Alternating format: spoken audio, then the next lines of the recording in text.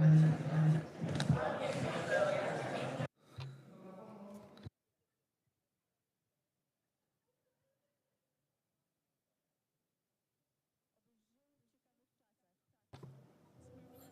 hope that you will be able to live in very interesting times.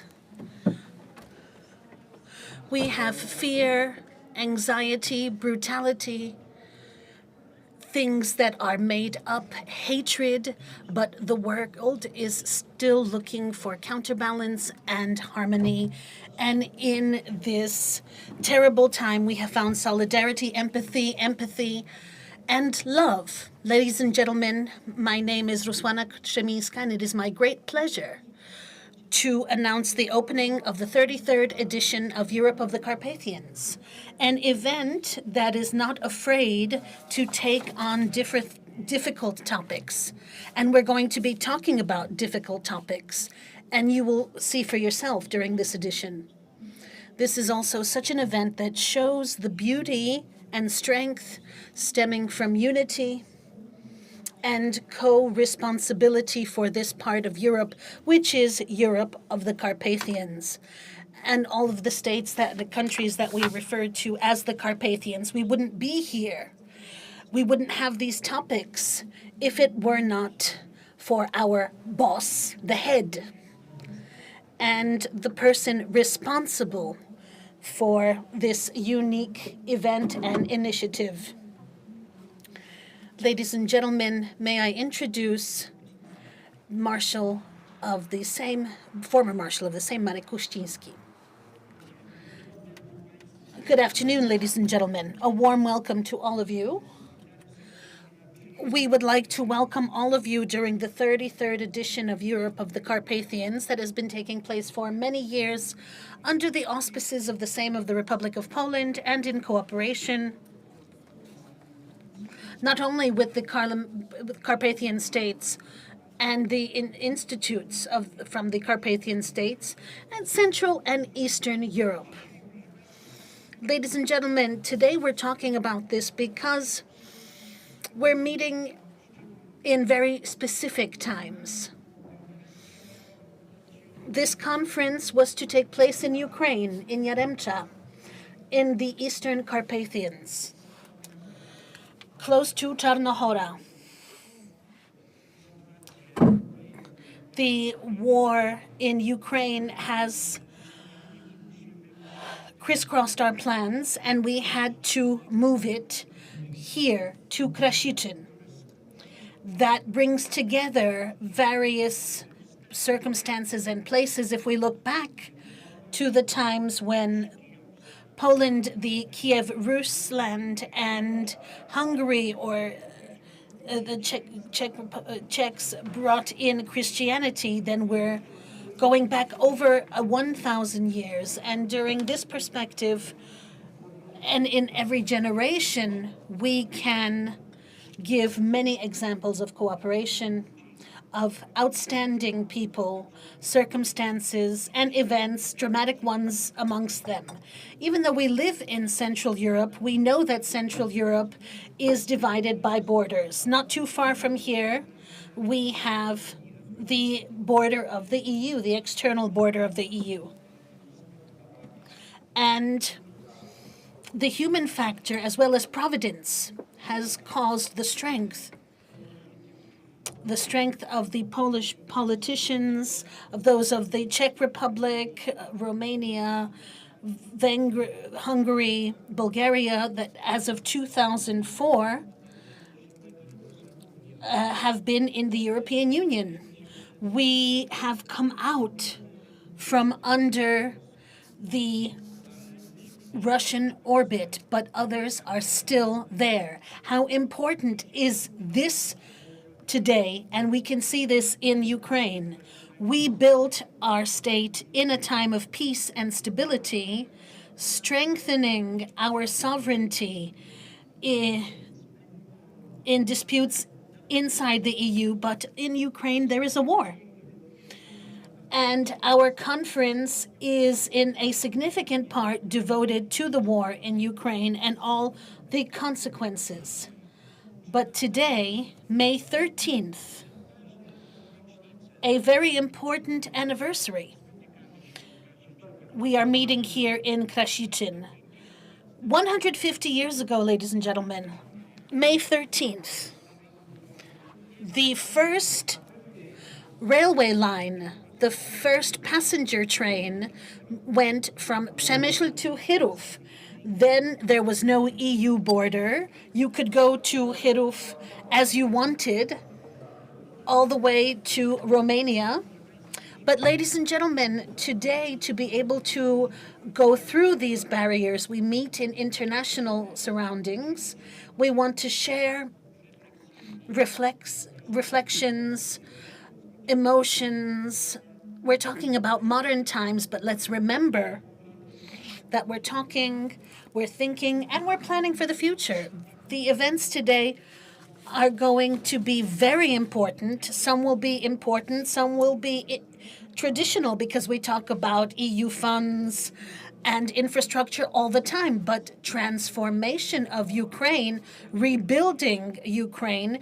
This panel will be concluding our conference. We're going to talk about this for the first time. It's going to be a presentation of this transformation, about the plans of Collegium Carpathicum. We're going to talk about this in a new phase, and we're also going to be talking about the diversity of Europe, of the Carpathians, of various civilizational roots that are very important for us because they bring together not just the East and West, but also North and South.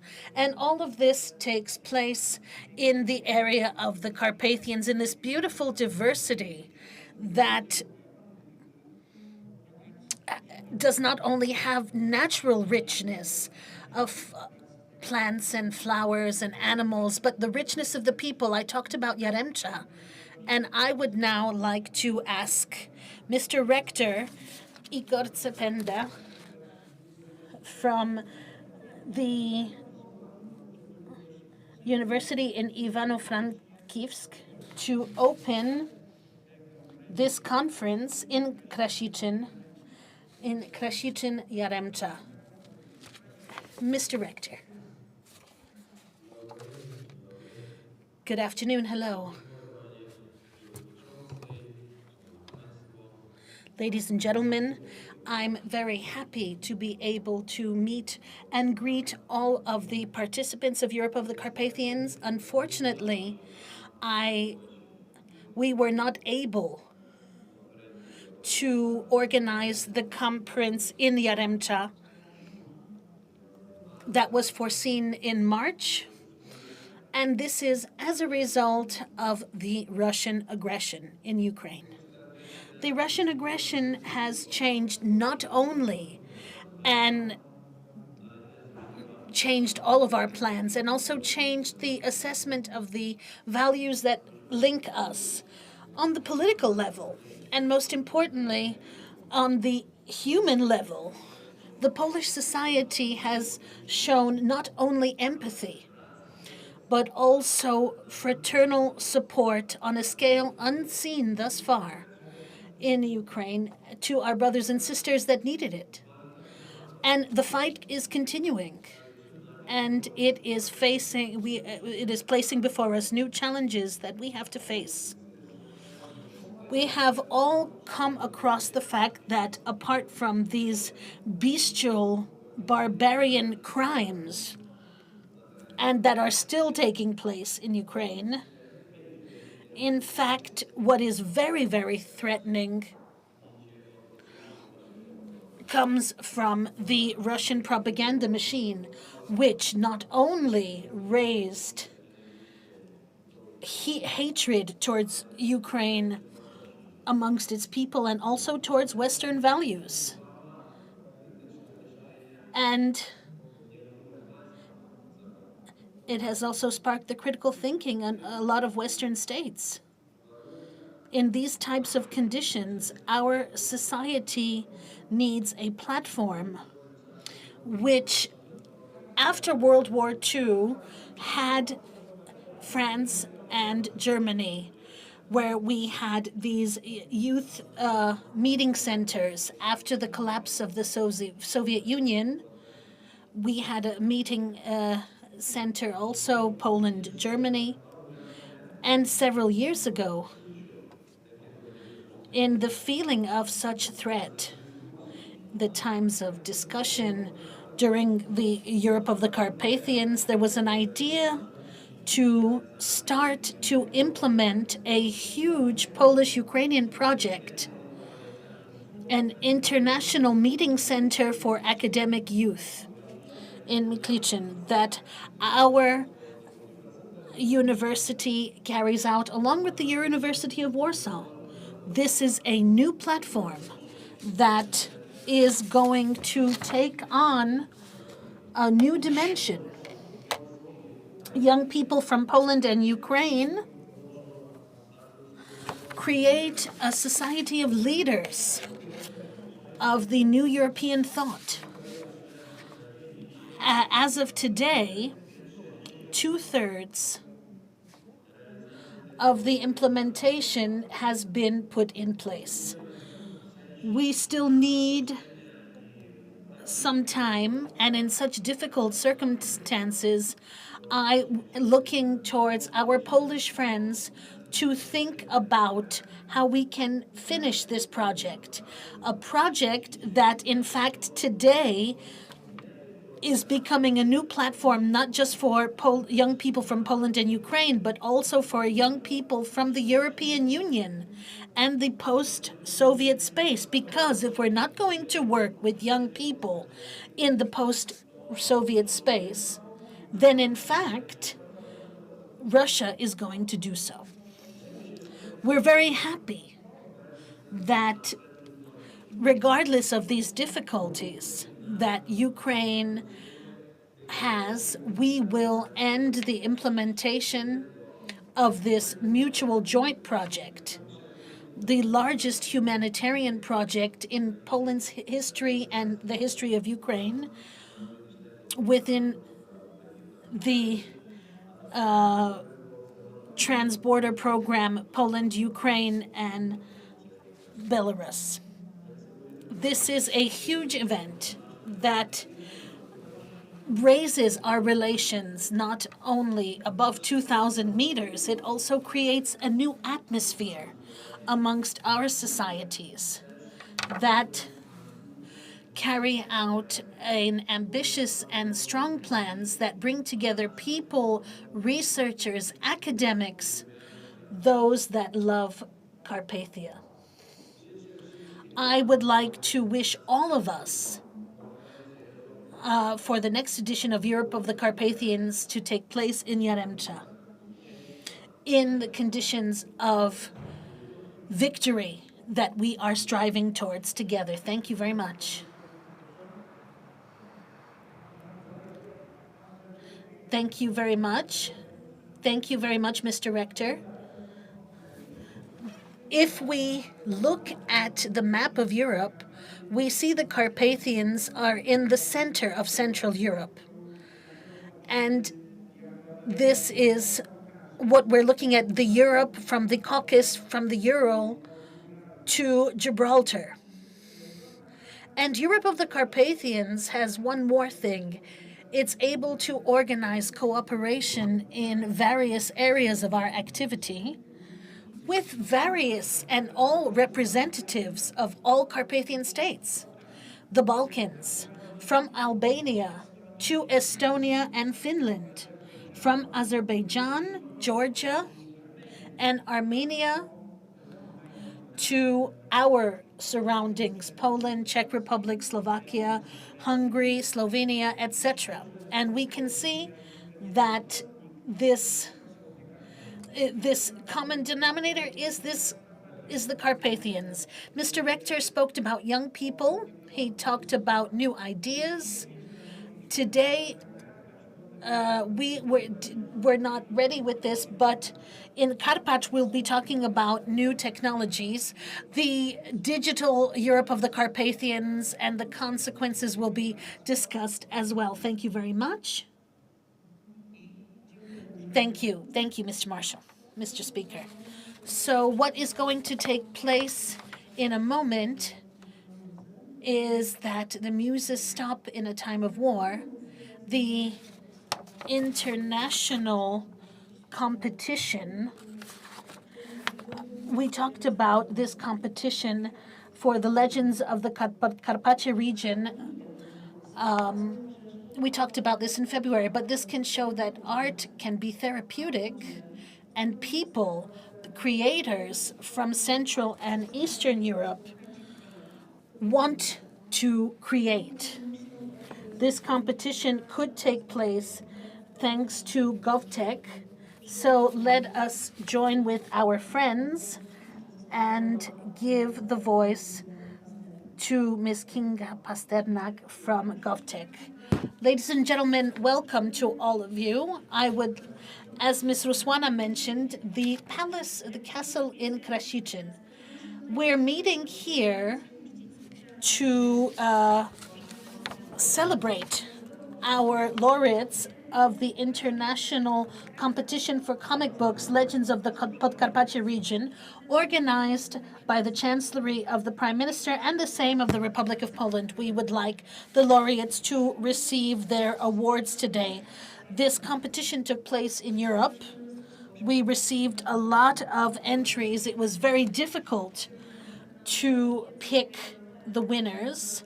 Our honorary guests will be able to say more, but I will say that the awards that are being granted within the framework of this competition are in excess of 100,000 zloty. I think that such an award is definitely an encouragement for the laureates. I would first like to ask Mr. Speaker Kuchcinski to take the floor before we introduce the laureates. Thank you very much, ladies and gentlemen. This is one of the examples of new initiatives that have been created during the recent meetings. Last year, we had a national competition. It had a very good effect, and it sparked a lot of interest. And the winners won awards. They became champions. And today we have proposed, or we joined the Chancellery of the Prime Minister, and we proposed this competition to young people from all of the Carpathian states, from Moldavia to Austria, because this goes all the way, the Carpathians go all the way to Austria. And we have representatives from Belarus, Poland, Romania. Fantastic works. Some of them are here behind us. They're very sentimental, inspiring for further work, and I think that this inspiration will accompany us in further competitions. Thank you very much, Mr. Speaker. And now I will ask Antoni Rytl from GovTech Polska to take the floor. Ladies and gentlemen, Mr. Speaker, thank you very much for inspiring this competition. As you mentioned, it already has the second edition, the international edition. In February of this year, Madam Minister, along with Mr. Speaker, announced a competition for the legends of the Podkarpacie region from Poland to Romania, Moldova, Czech Republic, and we had a lot of works. And apart from 9 laureates and 9 winners that are going to receive awards, we have 2 honorable mentions as well for works that were outstanding in their quality and had very specific messages, and we wanted to share them with you. That's why we decided to give additional honorable mentions. We were asked, why comics? Why did we decide to take it in this form? And in our opinion, this form is something that is most natural for humanity. For 17,000 years ago, people wrote hieroglyphics on walls, and the monks created miniatures, and in right before World War II, we had the Superman comic books being created. So that was the first edition, almost. And right now, this can reach up to $3 million at auction. So the circle has come around in full. So we're bringing together now new technologies,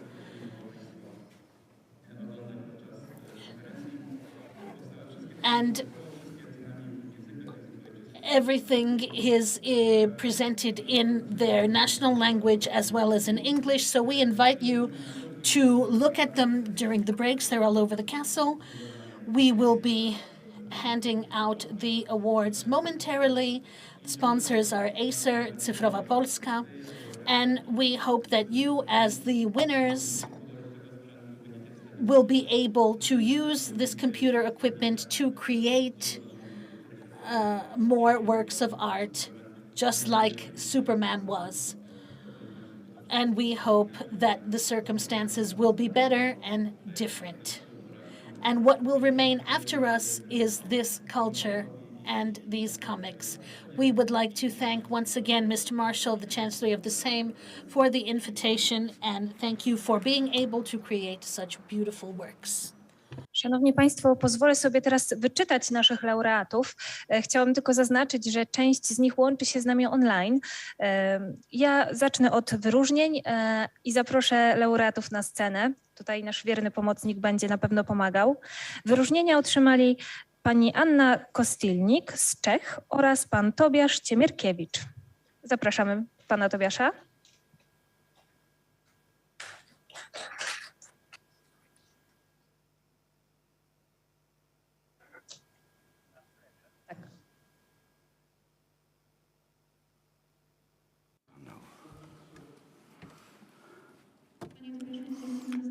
Tobias, please stay with us. We will have a family photo at the end. So the laureates of this competition are Elena Georgkina-Andris, who is online, Ms. Georgichenko, who is online, Ms. Sara Juszczyk, joining us online, Łucja Majcherek, Monika Mierzwińska, Natalia Poczek, Daria Sawysowa from Belarus, Bianca Tulea, and Aleksandra Wojciechowska.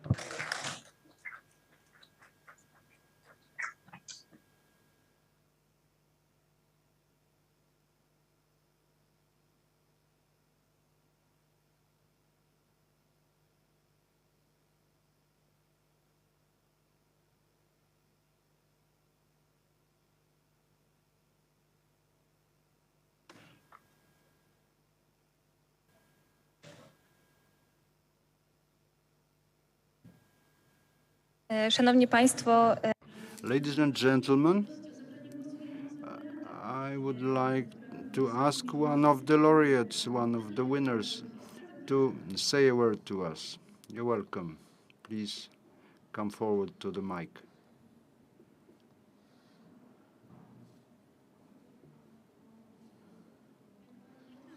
As one of the participants of this contest, let me say that art and the comics, the drawn band is a piece of art, in my belief. It is rather difficult to practice, as any artistic activity. Let me say that for all of us, it's important that someone is paying attention to this, as we are creating pieces which are important for us. Everyone has a story to tell. So this form of art accompanies us from a very early age. So it's important when we can present something using this medium. Thank you very much. Once again, congratulations. And we thank our honorary guests, Mr. Kuchcinski, the former Marshal of the Parliament, Mr. Anthony Ryttel, Mr. Jeremy Rybak, who is head of marketing of Acer Poland. Thank you very much to all these gentlemen. And we will have a family photo now. Thank you very much for being with us here, both in person and online via the web stream or the TV show. I hope that the digital Europe of the Carpathian region will continue providing exciting events.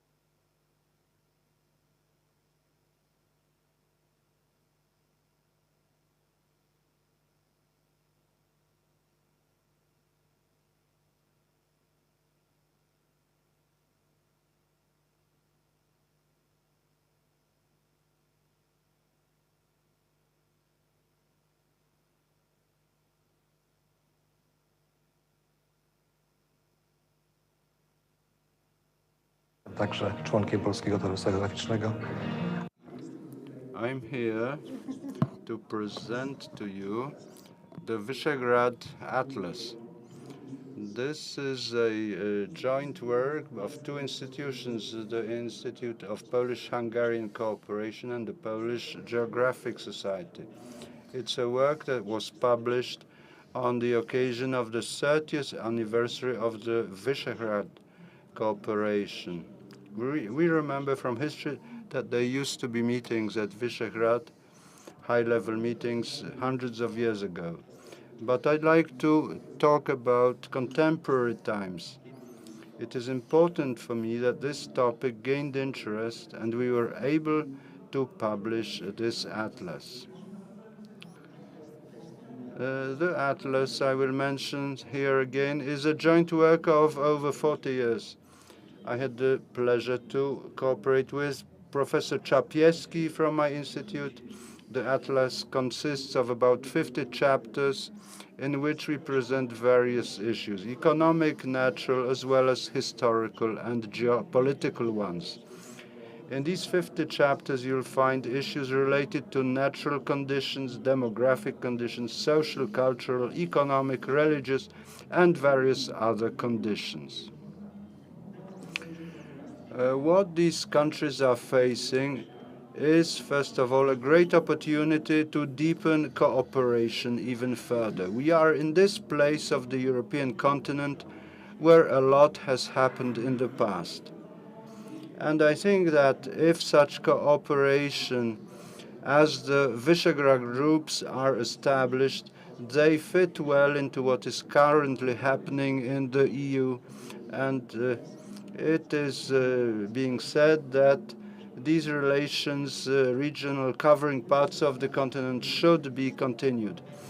The second issue is very up-to-date and very dramatic. I mean the SARS-CoV pandemic. And it's being said more and more frequently that once we overcome it, there will probably be very important initiatives of cooperations to shorten supply chains and to develop local markets. What is important here are the links, functional links based on transport. We find that this region doesn't have sufficient communication links yet. There are latitudinal routes and unfortunately, due to the barrier of the Carpathians, they are not fully developed. Therefore, we devote several chapters of our monograph, for example, to such issues as construction of Via Carpathia, the developments in transport and orientations for their further growth. Undoubtedly, demographic issues are also very important. All Vishegrad Group states are struggling with depopulation. A great advantage here is variety, economic, demographic, social, and cultural diversity in the region. And also, we therefore devote several chapters to these issues, which could contribute to further development of this cooperation.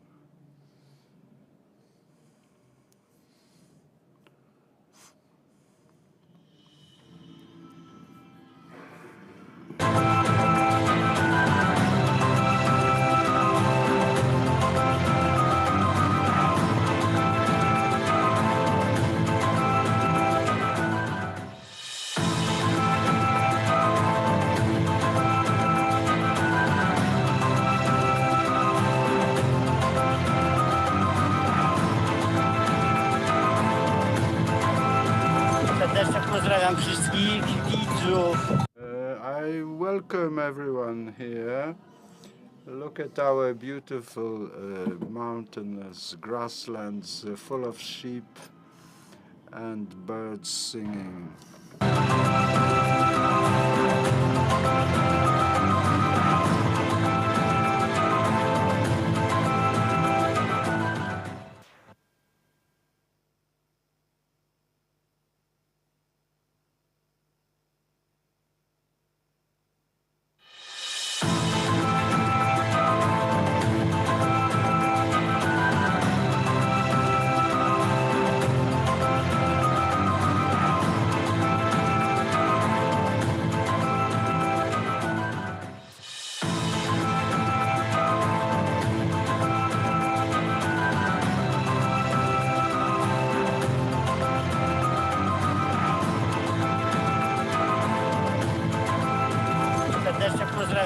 wszystkich widzów w kraju, za granicą. Patrzcie, jakie nasze hale.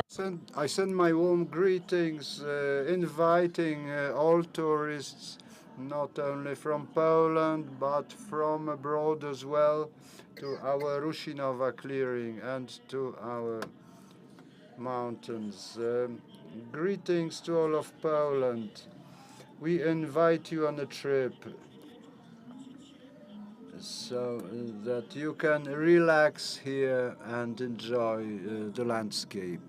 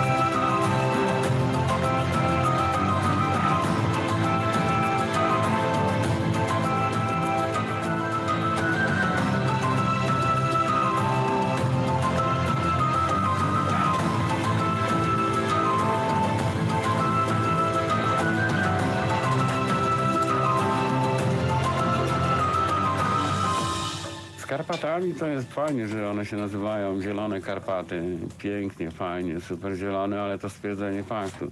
Ja bym chciał, żeby były Karpaty czyste, żeby nie było plastiku, żeby coś takiego zrobili, żeby tu ludzie nie zostawiali, w ogóle żeby nie było, zlikwidowali plastik. Dowiedziałem się niedawno, że Nowy Jork prowadził zakaz plastiku.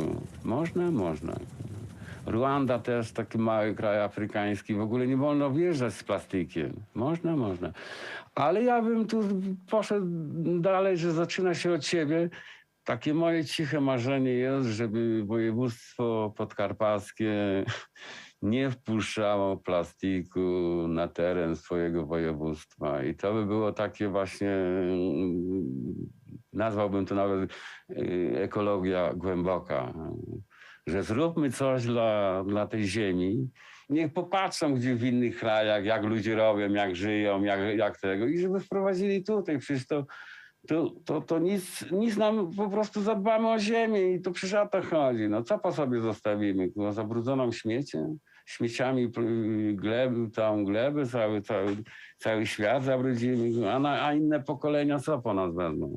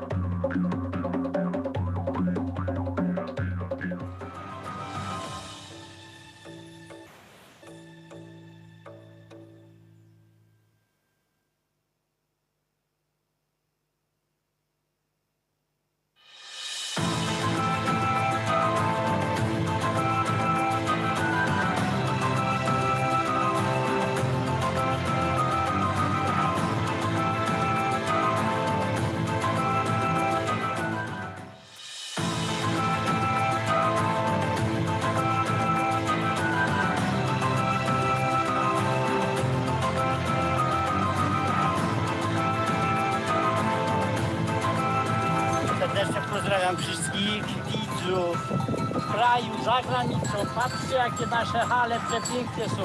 Zapraszamy turystów wszystkich, nie do z Polski, bo za granicę. Chyba już pięknych tych hali nie ma, jak tu jest Ruślowa Polana.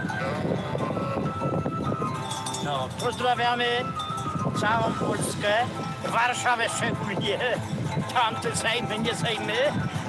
Zapraszamy was na wycieczkę, a nie tam siedzieć, kłócić się, a tu trzeba przyjechać góry, rozluźnić głowy trochę.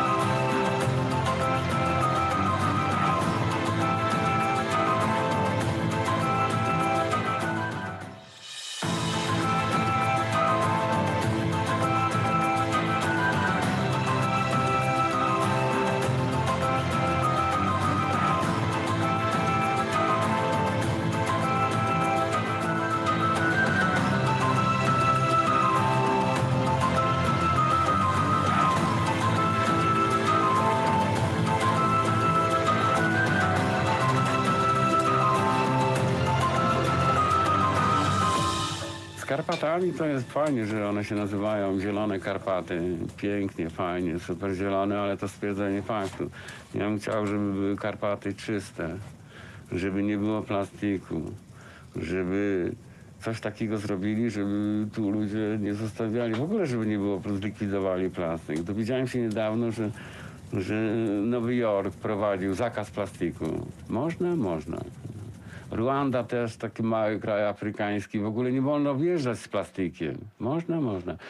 Ale ja bym tu poszedł dalej, że zaczyna się od siebie.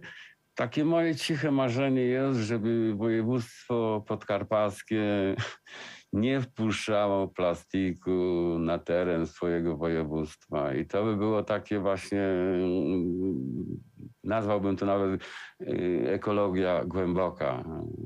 Że zróbmy coś dla tej ziemi.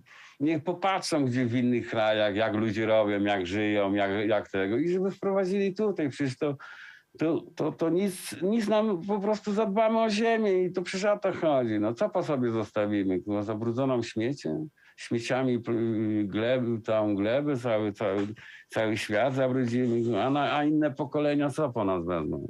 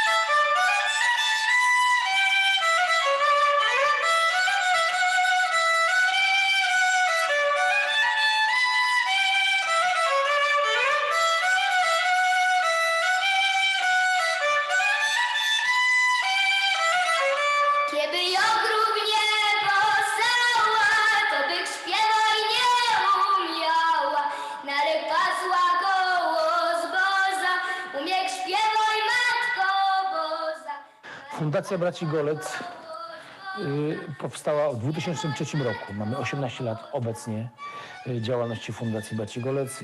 Skupiamy się przede wszystkim na nauce gry i na śpiewie. Skupiamy się na muzyce ludowej, regionalnej, konkretnie z Beskidu Żywieckiego. To jest idea, która jest związana z kultywowaniem muzyki ludowej, kultury ludowej, myślenia w pewien sposób ludycznego.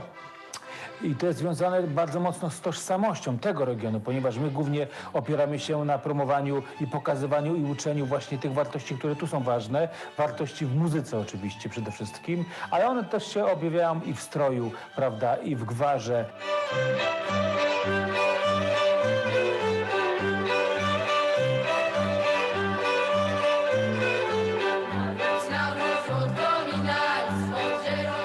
Przede wszystkim tutaj mamy, można powiedzieć, 3 różne podmioty Fundacji Braci Golec, czyli to jest najmłodszy, czyli to dzieciaki w wieku szkolnym, taka szkoła podstawowa mniej więcej, taki okres, to jest jakby jeden podmiot, gdzie dzieciaki się uczą właśnie od podstaw gry, śpiewu, muzyki ludowej. Drugi podmiot to jest ciutkę starszy, czyli tak zwana klasa mistrzowska, czyli już bardziej zaawansowane dzieciaki, które tworzą taką, można powiedzieć, większą orkiestrę kameralną, symfoniczną, góralską. I oczywiście od 2 lat jest, można powiedzieć, ostatnie nasze dzieło, orkiestra ludowa i chór ludowy dla tak zwanych fanów muzyki góralskiej, ale tak, ja to się śmieję, że to jest 50+.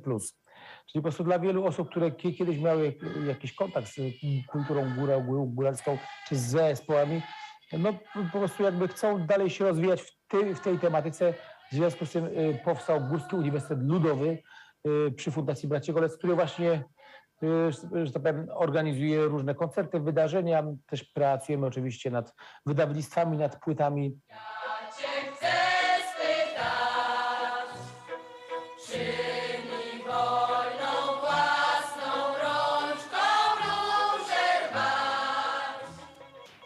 Zapraszamy też bardzo często uczniów Fundacji Braci Golec w góry, bo tak sobie myślimy, że kiedyś górale bardzo dużo przebywali pośród natury, pracowali w polu, pracowali w lesie i to ich przebywanie w górach było codziennością i zapewne to kształtowało ich jako ludzi, ale też wpływało na to, jak grają i jak śpiewają.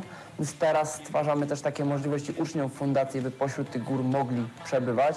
Organizujemy im wycieczki w góry, organizujemy obozy górskie, ale także co roku zachęcamy ich do udziału w Czyste Beskidy Festiwal.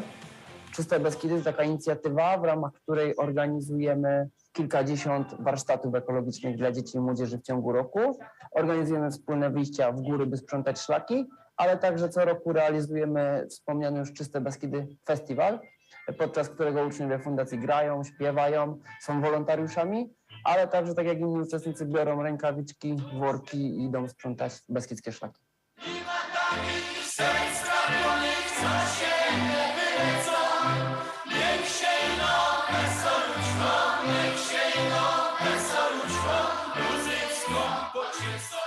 Ja grałem od małego w zespołach góralskich i był taki okres, że po prostu brakowało muzyków ludowych.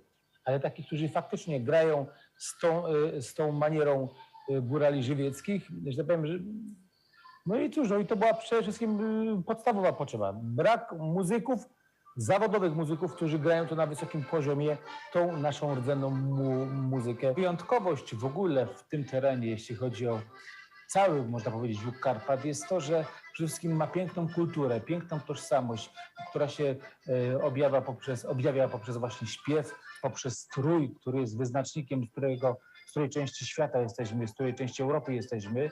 Ma też przede wszystkim bardzo bogatą ofertę, moim zdaniem, kulinarną, która też jest charakterystyczna właśnie dla tych regionów i oczywiście architektura jak najbardziej. Także to wszystko daje rzeczywiście piękny taki obraz wielokulturowości i który, można powiedzieć, jest sprecyzowany i utożsamiany z tym właśnie miejscem. Jeżeli się popatrzy na człowieka, który jest ubrany, prawda, w kapelusz, gunię, kierpce, wiadomo, z której części świata i z której części Europy on jest. I to jest właśnie piękne, o to trzeba dbać. To trzeba pielęgnować i przekazywać następnym pokoleniom, ponieważ to jest nasza wizytówka i to jest przede wszystkim nasza, można powiedzieć, bardzo konkretna marka, która się przebija na cały świat. Teraz będzie komoralstwo. Pomóżmy!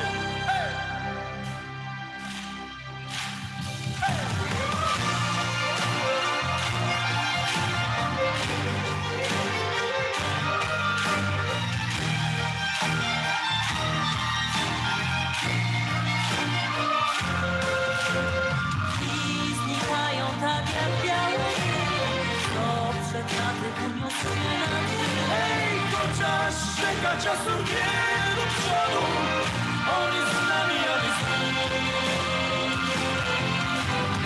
Weź muzyczko do niebiańskiej krainy, powiedz Bogu, czego za to wierzymy. Weź muzyczko do niebiańskiej krainy, powiedz Bogu, czego za to wierzymy.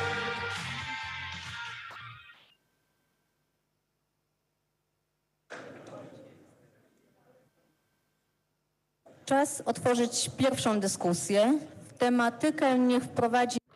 So now let Man Institution introduce us to this topic of Carpathians as land of diversity, Mr. Piotr Babinets. Well, ladies and gentlemen, as we initiate the conversation with all those who come to Krasichin, talking about important issues, we have a really dream-like topic. Talking about Carpathians, its diversity builds the identity of Central Europe, which has always been based on openness, on dignity, on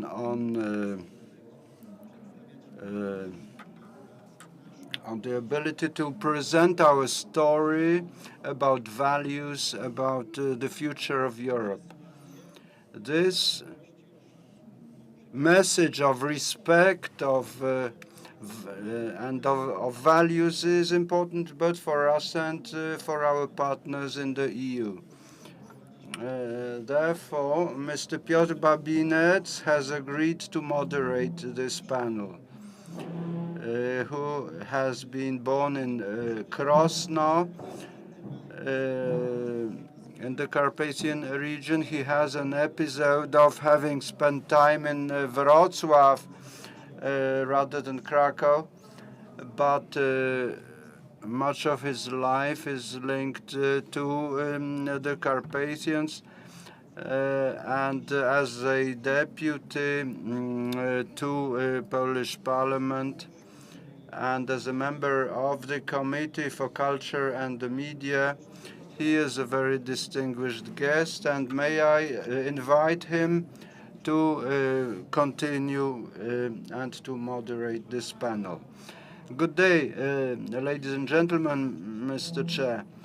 Well, I've spent more time in Jarosław here in Podcarpathia rather than in Wrocław. Well, and it's closer to here than Nowy Sącz, where I come from.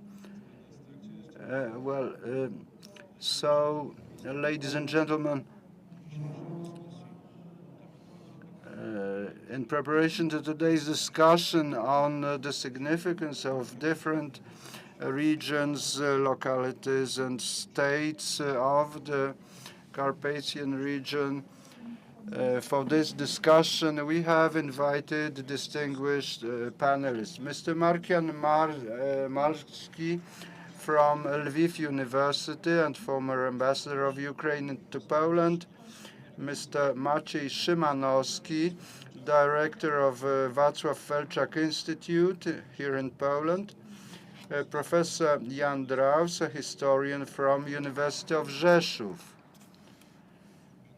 Mr. Noj Danesh Andras, chief advisor at the Department of Regional Cooperation, Rector's Advisory Office, National University of Public Service in Hungary, Professor Pavel Machala, Scientific Association for Personalism from Slovakia. Mr. Waldemar Wiglusz, President of the Society of Friends of Science in Przemyśl, Poland.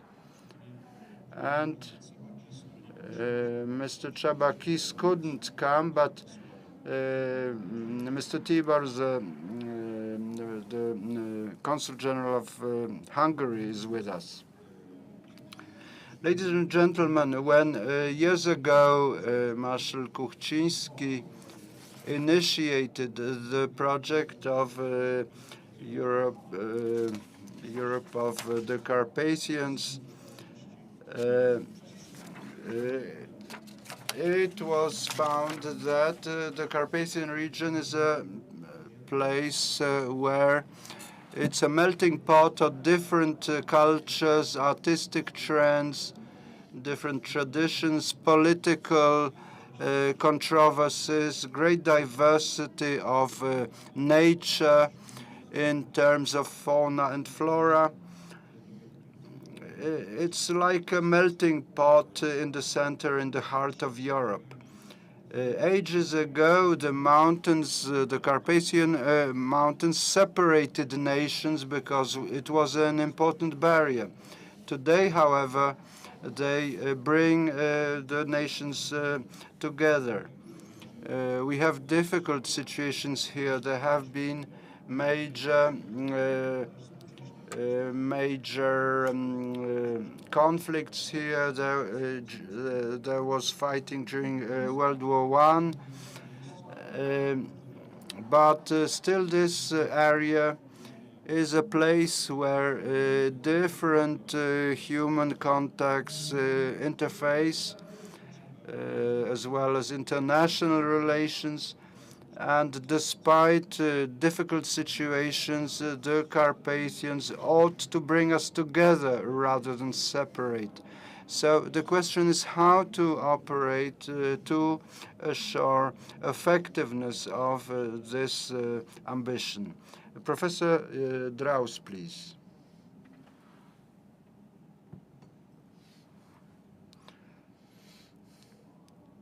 Professor Jan Draus has the floor.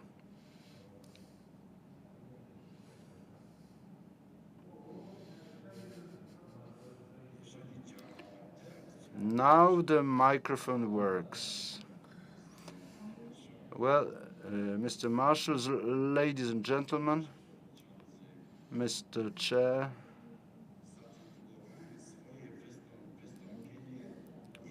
I have entitled my statement broadly, Cultural Diversity of Europe as the Foundation of its Identity.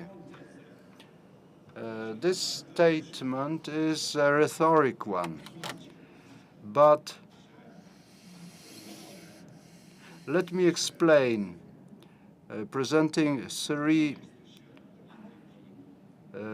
strands of thought containing certain warnings. The first thought that occurs to me: the project of the European Union still excludes from Europe a number of nations and countries despite their European aspirations. Political exclusion combined with integration has reached its summit on 24th February of this year in the form of Russia's aggression against Ukraine and the continuing war.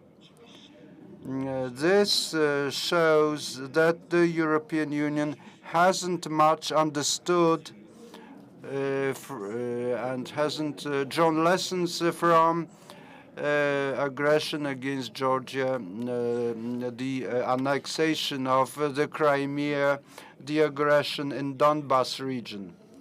This shows the lack of foresight on the part of the West with regards to Moscow's policy the misunderstanding of aspirations of nations of Eastern Europe, and they are also contrary to the idea of Europe as an integral whole.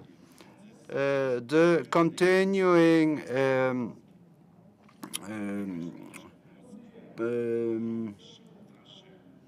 prolongation, the continuing slowing down of the process of integration, and now forced by the warfare in Ukraine, Europe is trying to catch up the lost time, at least in declarations.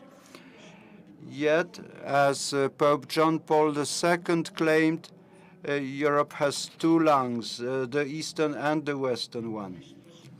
And the well-being and peaceful coexistence in Europe depend not on centralization and the building of the federation project, but on cultural bonds.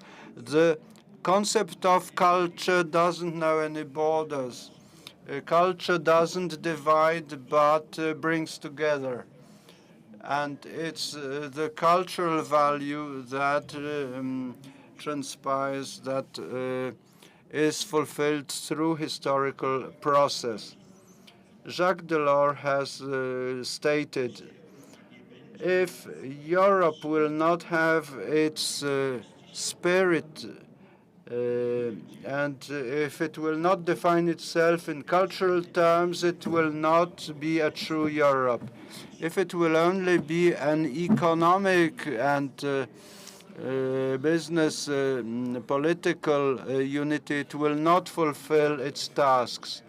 Until now, what is key here is cultural plurality, both between and within nations.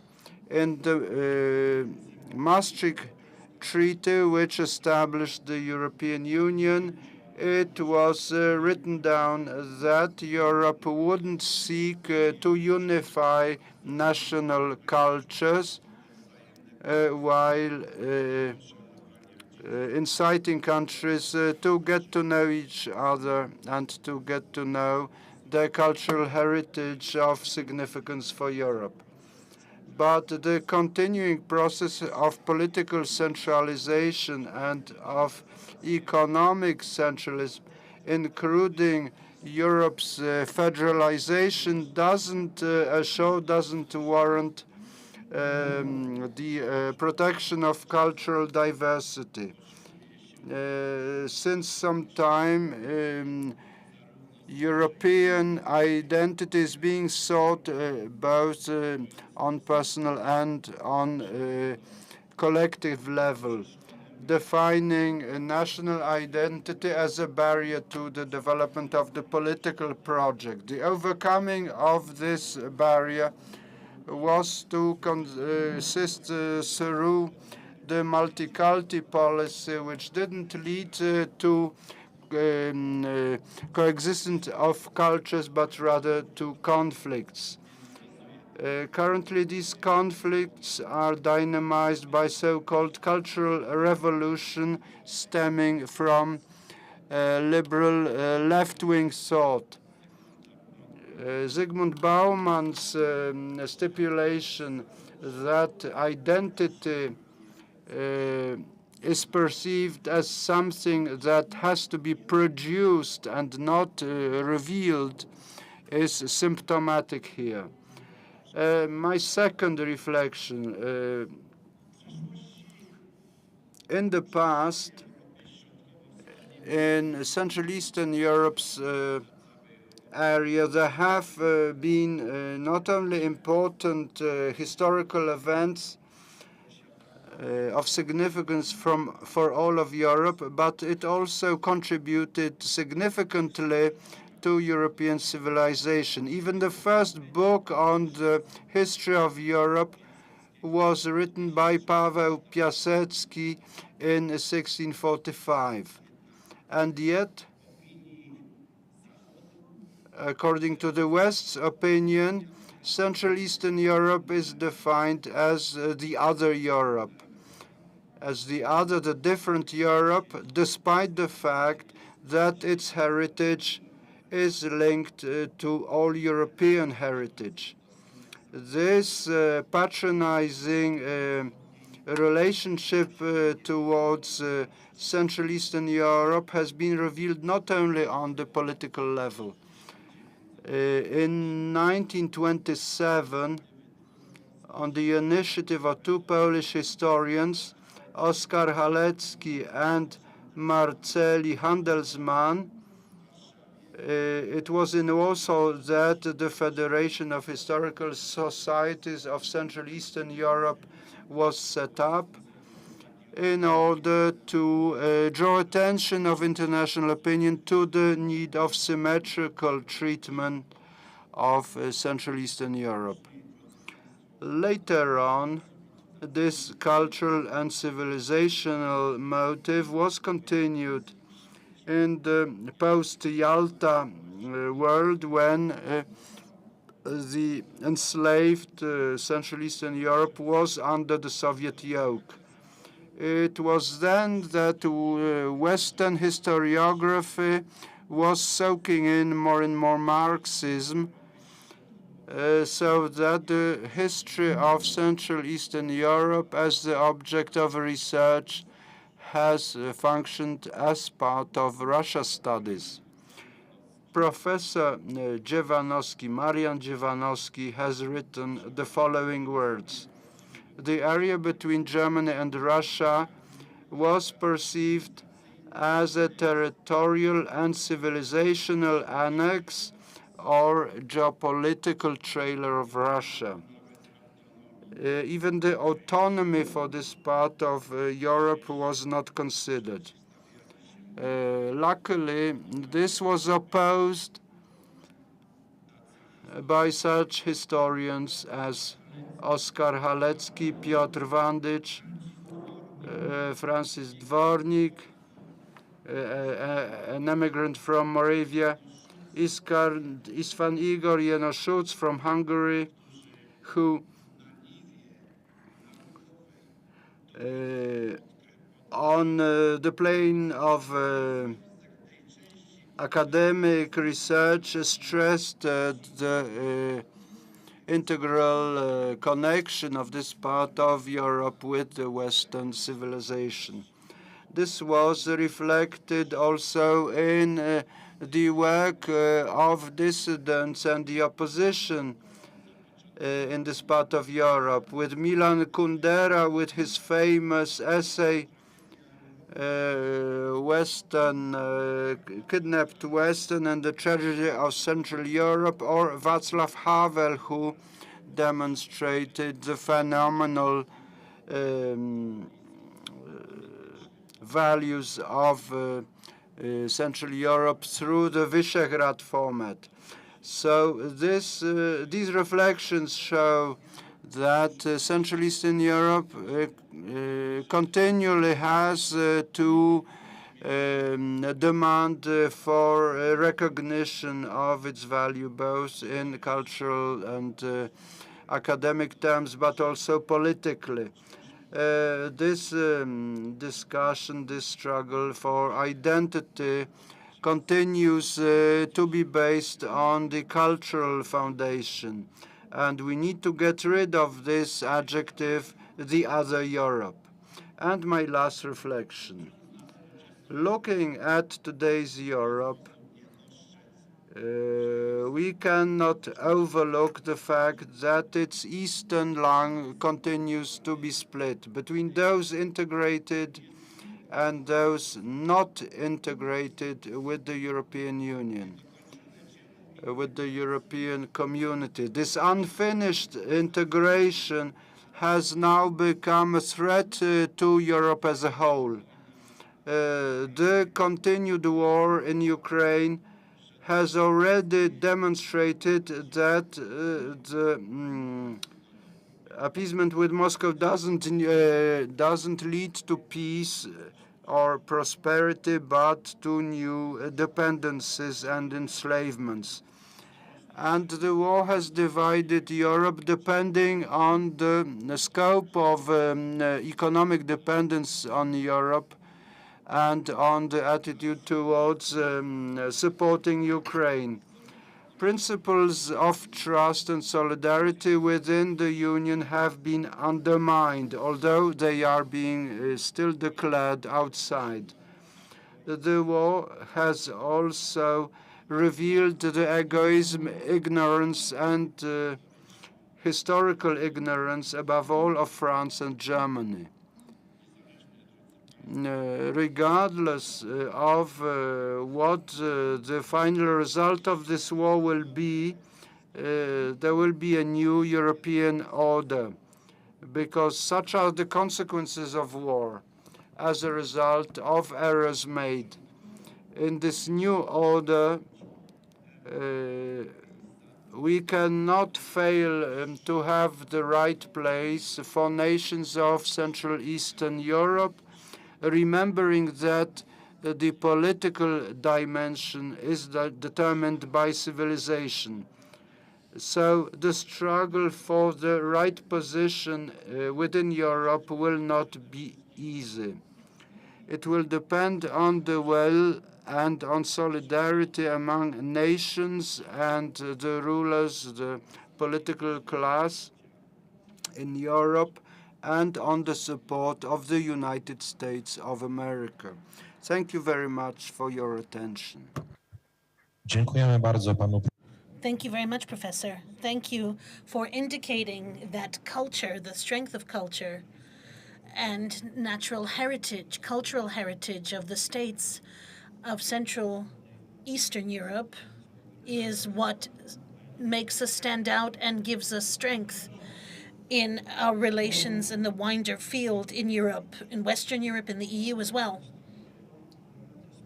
And very often these disputes, cultural disputes, with those of the richest states in the EU, then they come in with, they start also with Hungary, and we would like to know why, and we will ask our speaker for his opinion. Ladies and gentlemen,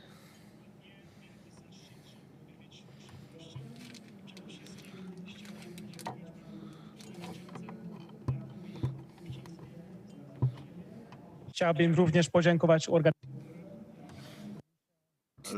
Let me thank the organizers for inviting me to take part in this panel. I have learned Polish for 3 years, so my Polish is not perfect, so I will speak in Hungarian.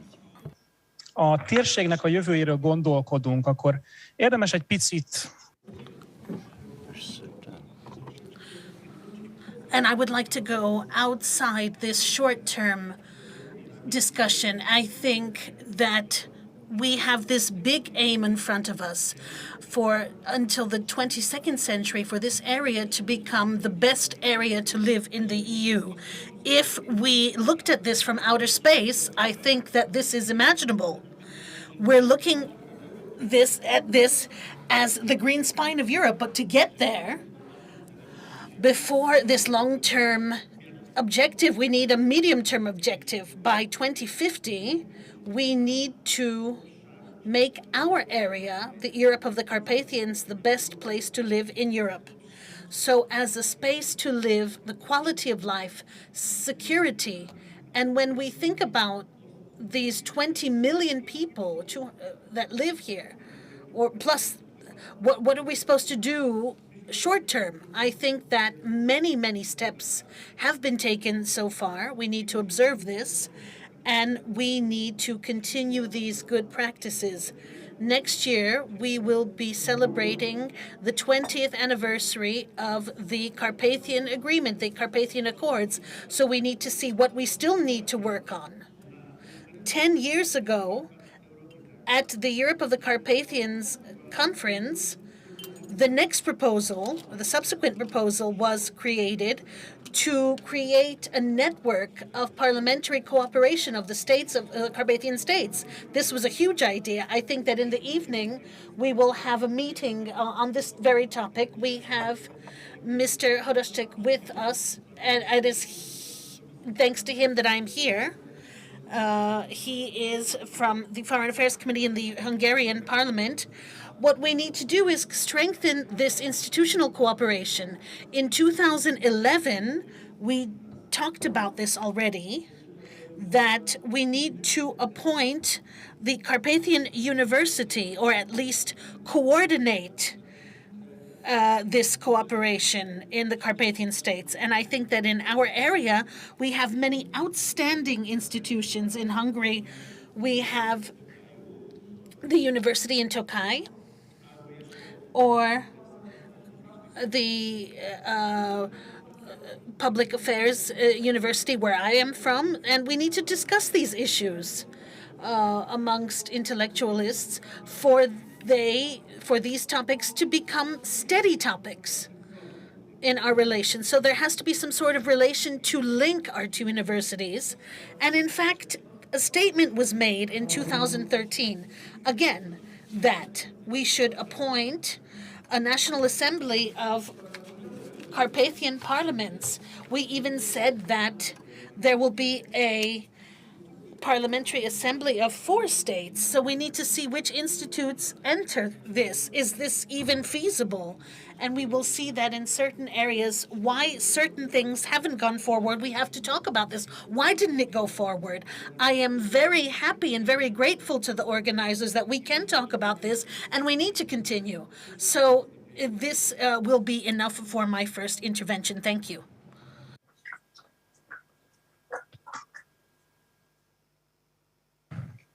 Dziękuję bardzo.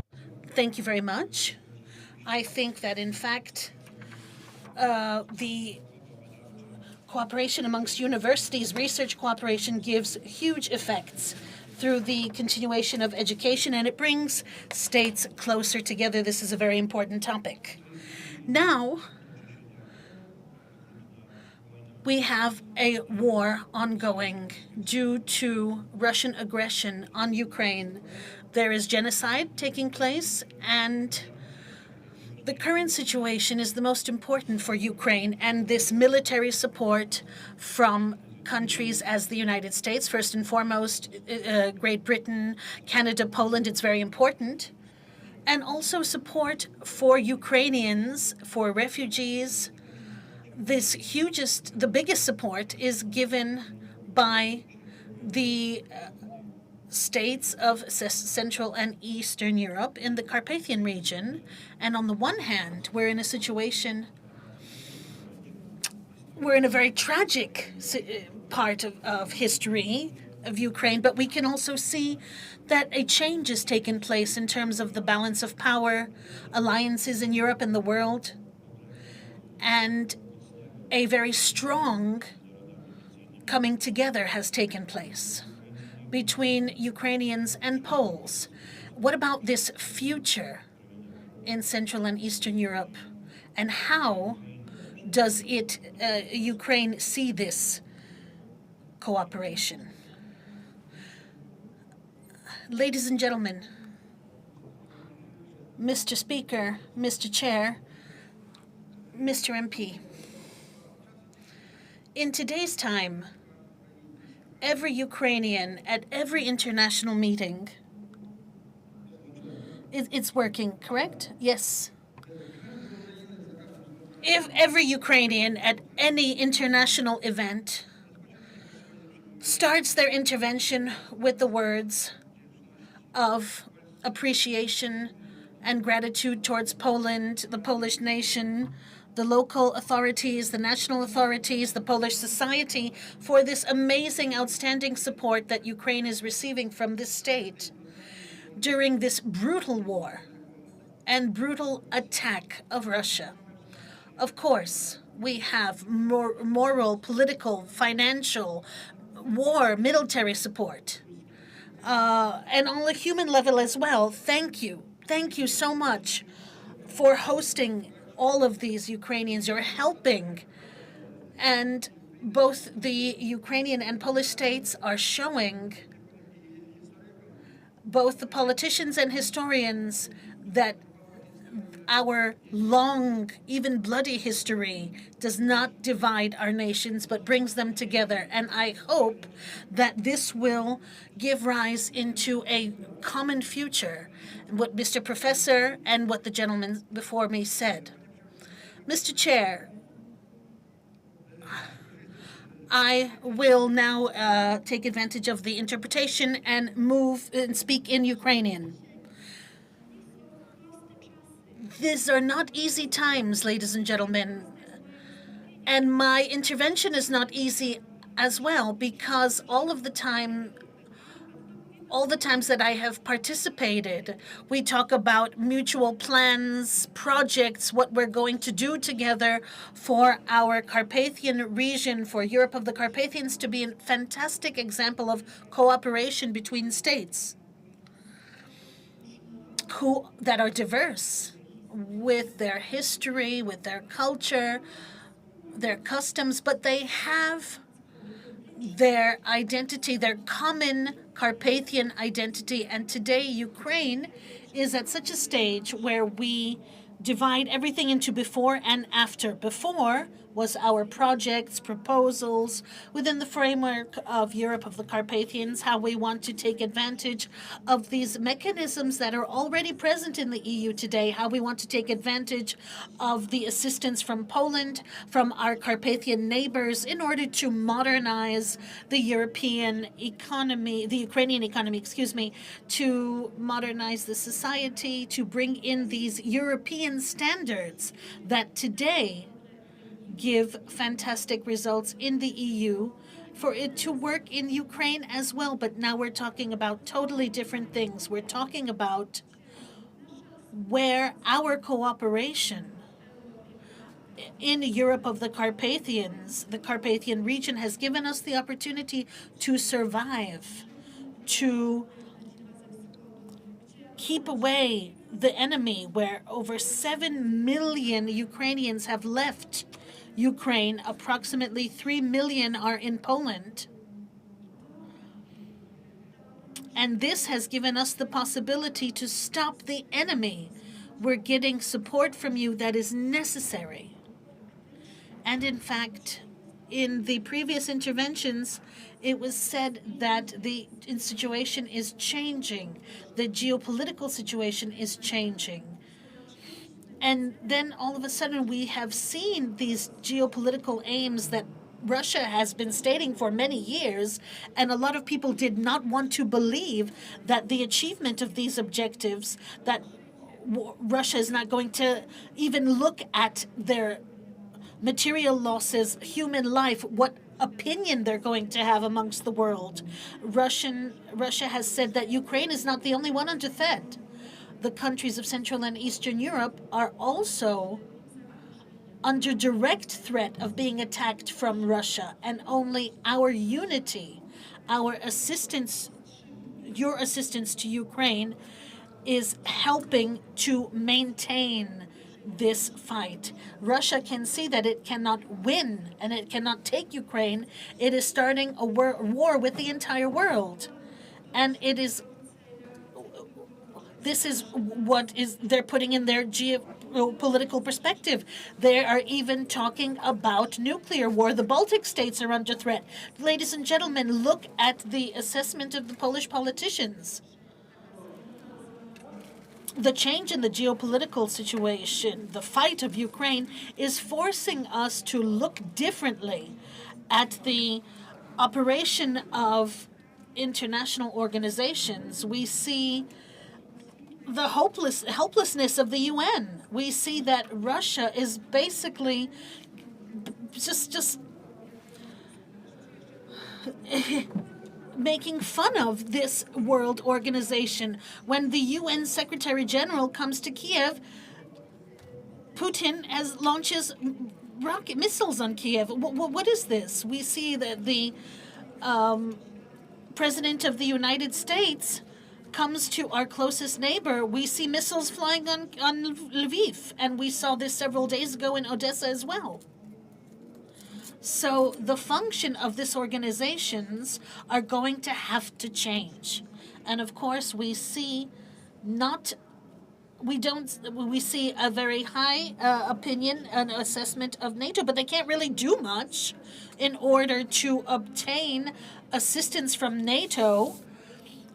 Ukraine has to negotiate with each member states, and the member states, bound by contracts and agreements, cannot, without agreeing in general, assist Ukraine. This is what Poland felt.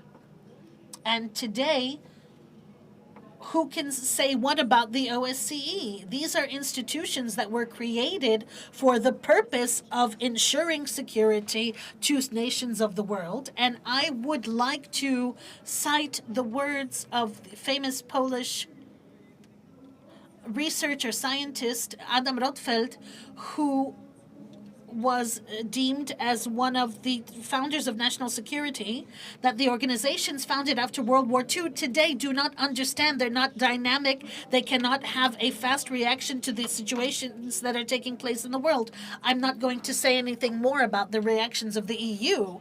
In Ukraine, a question is often posed. We have a lot of assistance on the part of the United States, Poland, Great Britain, but could Great Britain help us if it was still a member of the EU?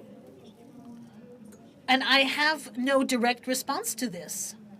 Ukraine also, as of today, in its fight, is showing the need to change the system of world security. They propose various versions. We're going with the path along the path with our closest neighbors. We're creating regional institutions. Great Britain, Poland, Ukraine, how they talk about this route, the security belt that can go from Finland, Sweden, the Baltic states to the Black Sea. We have the Lubelski Triangle. We have the Polish Ukrainian-Lithuanian Brigade, but we can also ask this question within Central and Eastern Europe and the V4. Insofar as we talked about the V4, there is a problem that is becoming very serious. The next problem is that of the refugees. There are various stages of this issue because first you need to save these people. And our neighbors within the framework of Europe and the Europe of the Carpathians had a very fast reaction. So many people came through.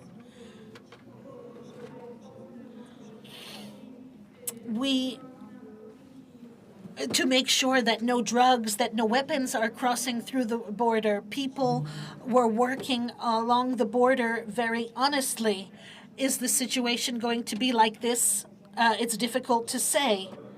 The refugees receive in Central and Eastern Europe, our closest neighbors.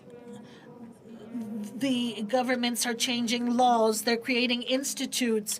The assistance is coming. Jobs are being created. Everything is happening, but is only temporary. And it was going to bring additional problems connected with refugees. We can modify European policy. Refugees from Ukraine are refugees that are integrating in the society, that are becoming an element of the cultural environment. These are not refugees from states that are creating autonomy within other EU member states. They're not creating, they're creating and I don't want to speak too long. I will also say that we should fundamentally change, as I had mentioned about the security institutions. Ukraine has shown to be a very difficult topic. Perhaps we should create an institution that within 24 hours could react to unfairness and banditism all over the world. because when there's no decision-making power, there's nothing to be done. And we also spoke about diversity, about identity in Central and Eastern Europe, and in the region of the Carpathians, identity has a new aspect. Mr. Professor mentioned about this cultural identity, about belonging to cultural society, religion, culture, literature. All of this is obvious, but this horrible reality that is on our lands today is showing us that we should also have a political identity and a security identity. And this is when you have crises. Then you have a topic. Are you with me or are you against me? Are you a democratic or are you a despot? Are you a cultural person, a European, or a representative of a different world? And here we should talk about formulating the strategy of Europe of the Carpathians. And here we need an institution that would have a tool. And we should talk about the fact that we need to think about aspects of security, ecology, human safety. We talk about this all the time, but we should think about this within the European identity, about interesting territorial security systems, how our states within the Carpathian region can react to aggression that up till now is not taking place, but it's not going to stop. Ukraine is counting that within the framework of Europe of the Carpathians, that if there's going to be a rebuilding of our economy, to be able to do the structures, rebuild the structures of the region on the European model. And here we are taking all of the steps, political steps, diplomatic ones, connected with bringing together the parliaments, governments, the security services. We're taking all the steps that are necessary to maximize our closeness to the EU. We want to enter the EU, giving the possibility to have a breath of fresh air into the EU. And this is what was given by Poland, the Czech Republic, and the Baltic states. We would like to take advantage of these tools that will be available within Europe of the Carpathians and the Eastern Partnership and the Three Seas Initiative. Ladies and gentlemen, thank you very much for your attention, and I hope that Ukraine, that has a very important role in Europe of the Carpathians as an institution that wanted to take advantage of the opportunities, give its ideas, is going to be able to take advantage of the fact that Europe of the Carpathians, as our common and joint initiative, a fantastic geopolitical project, is going to be on Ukraine's side, and we will be able to win and build a common Europe of the Carpathians together. Mr. Marshall, thank you very much. Dziękujemy bardzo. Thank you very much. We have the sad finding that European organizations have been ineffective in supporting Ukraine. Partly this is the result of energy dependency on Russia, but also many decision makers in Western Europe are either useful idiots or agents, or simply economically dependent or paid by Russia. But in Central and Eastern Europe, we count on new breath, which will lead to a positive turnover. Well, in the past century, Piłsudski and Petlura failed to defend Ukraine in the past. Only Hungary and partly France helped us in 1920, but now there is support for Ukraine from many sides, and we hope that this time Ukraine will effectively defend itself against Moscow. But I think now the main strands of Mr. Tsabaki's statement will be presented by his representative. He stipulates very strongly Hungarian-Slovak cooperation. We have had many discussions in Krynica on this. So please.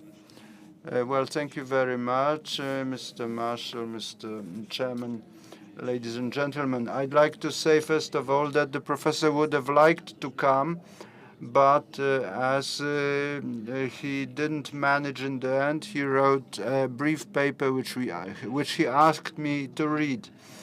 It will be brief, very succinct, but it is about the features which bring together our regions, our countries. In Central European countries, we have very interesting elements.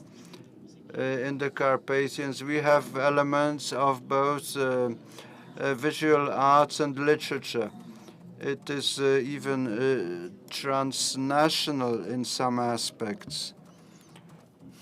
Możliwości moglibyśmy wykorzystać to dziedzictwo do przybliżenia naszych narodów.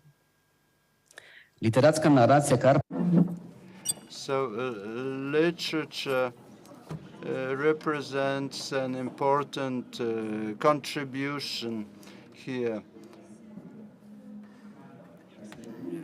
As a rule, every national community or society knows its own developments better than those of its neighbors. But we should contribute to common heritage, to getting to know each other's nations. It's no accident that the Carpathians are common to 4 nations, to Hungary, to Slovakia, to Ukraine, and to Hungary, and to Poland, of course. There is this film from 1948, Wake Up Romania. We have verses of the poet who writes about joining Romanians divided by rivers and mountains.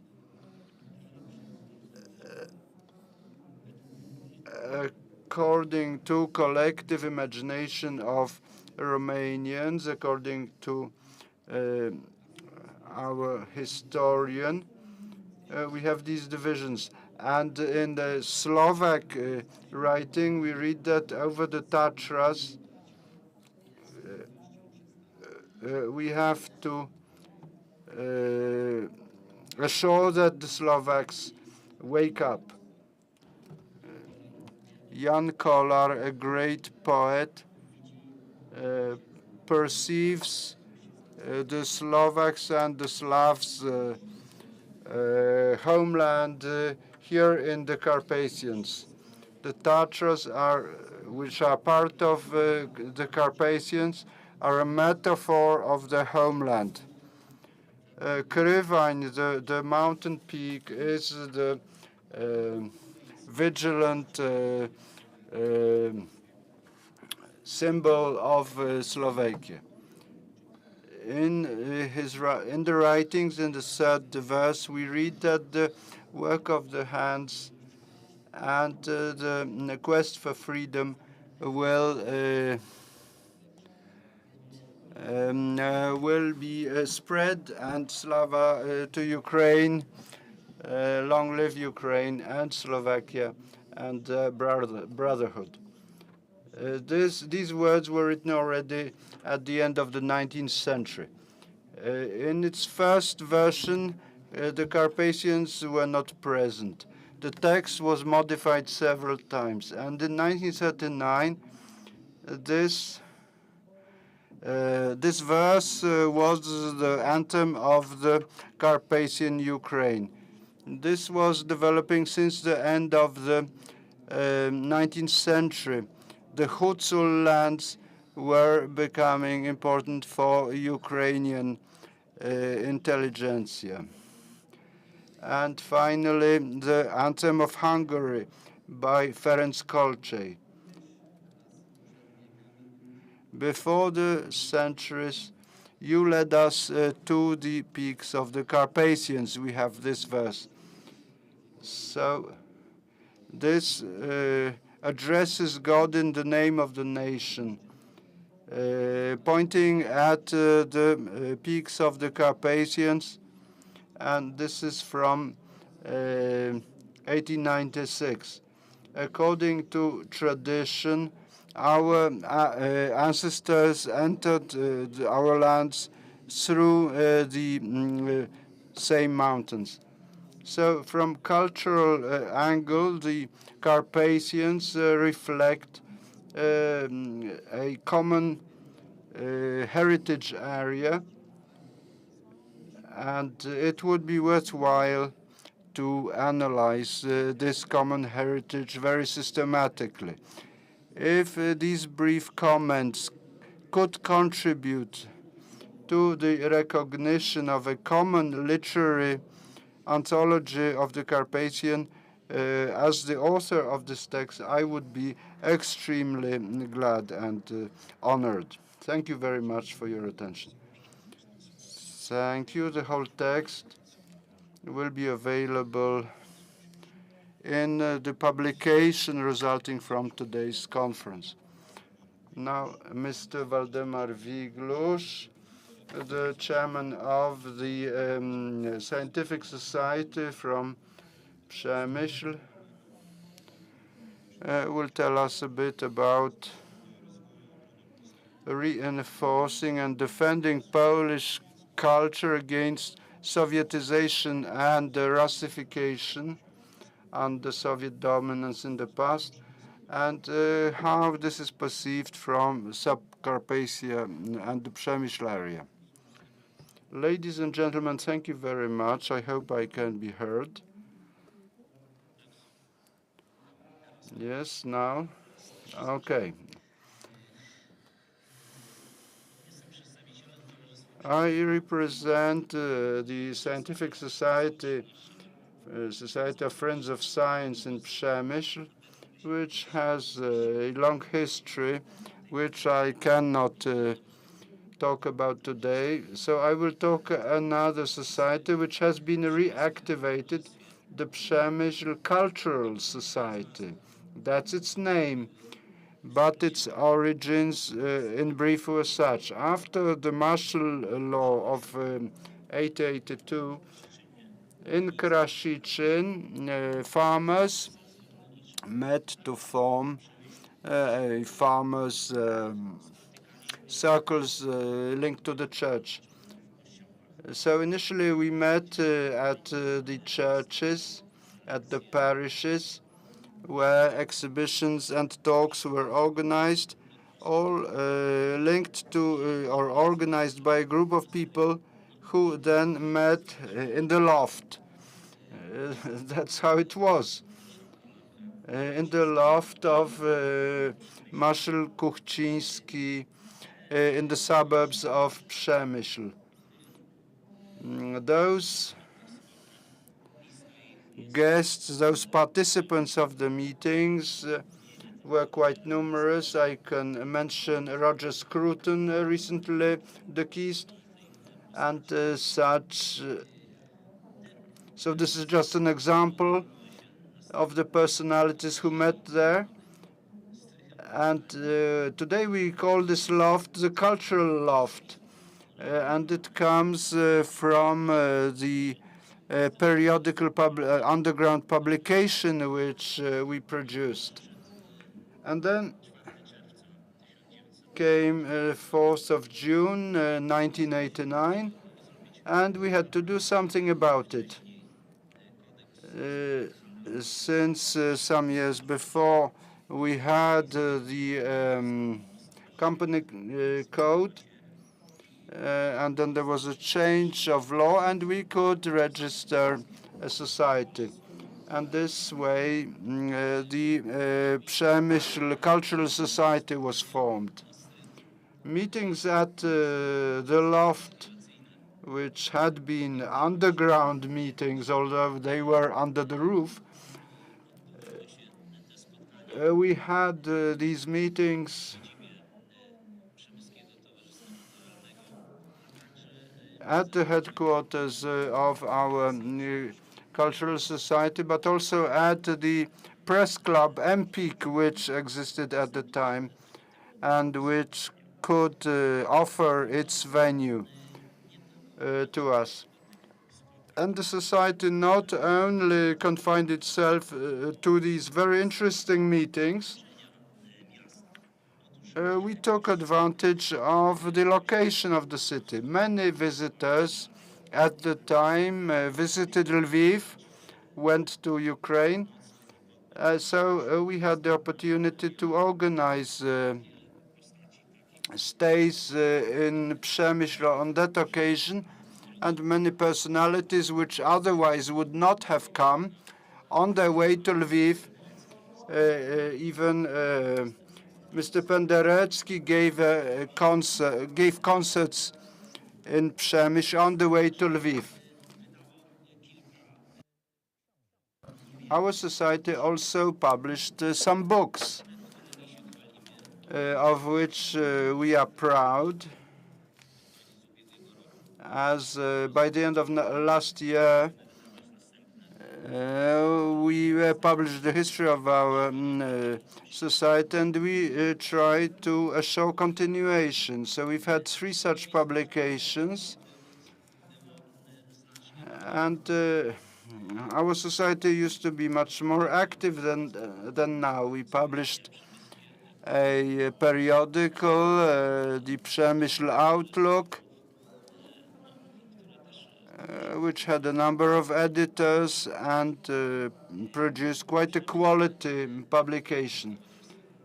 The Przemysl Cultural Society, given that more and more people took part in its meetings,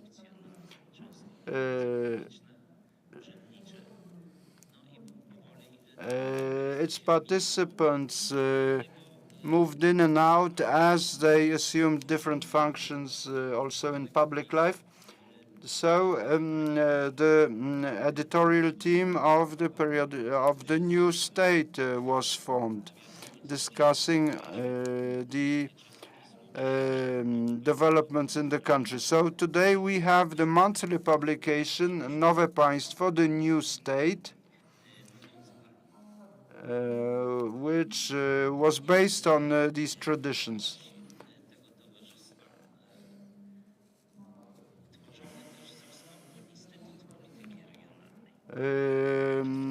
Our activities also led to the establishment of the Institute on Regional Policy.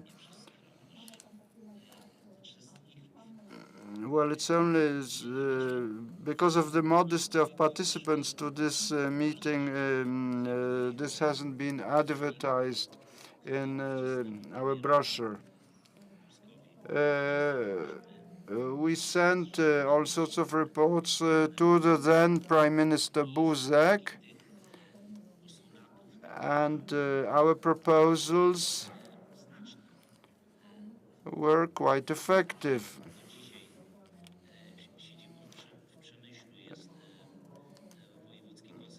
The fact that the regional heritage conservator has, as an institution, has its seat in Przemysl today is thanks to our initiatives and suggestions. Marek Kuchciński became first a voivode, head of the region, and then he became Speaker of Parliament, so-called Marshal of Parliament. And it's in those times that the roots of today's initiatives were formed.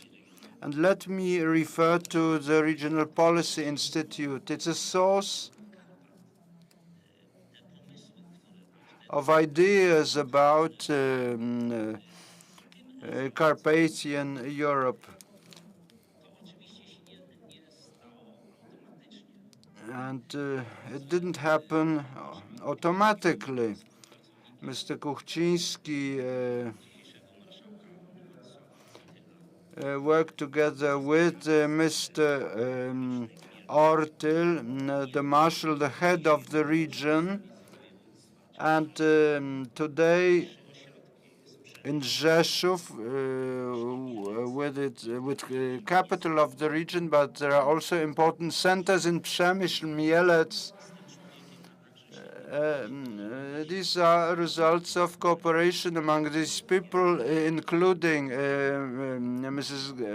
Gęsicka,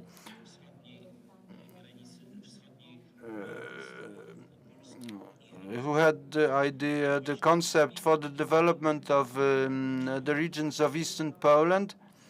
And in this context, we ended up with this initiative of our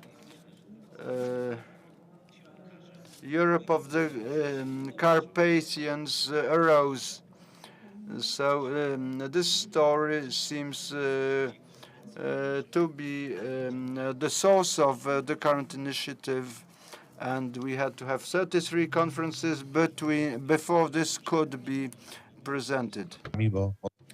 So, as we can see, attics sometimes do come in handy. I think now a friend of Poland for many, many years, Professor Machala, can tell us something more from a philosophical point of view. Can talk about, cite words of John Paul II, and can give us his own vision of cooperation of Europe of the Carpathians. Thank you very much. I always say that I treat Poland as my second homeland and country, and this is true. Ladies and gentlemen, Mr. Speaker, I am very happy that I can take the floor again during the Europe of the Carpathians conference, talking about the identity and heritage of Central and Eastern Europe. Europe is right now in the most critical time of its history, right after since World War II, and this is undoubted. It is right now we have the drama of the war with all of the consequences that come with it.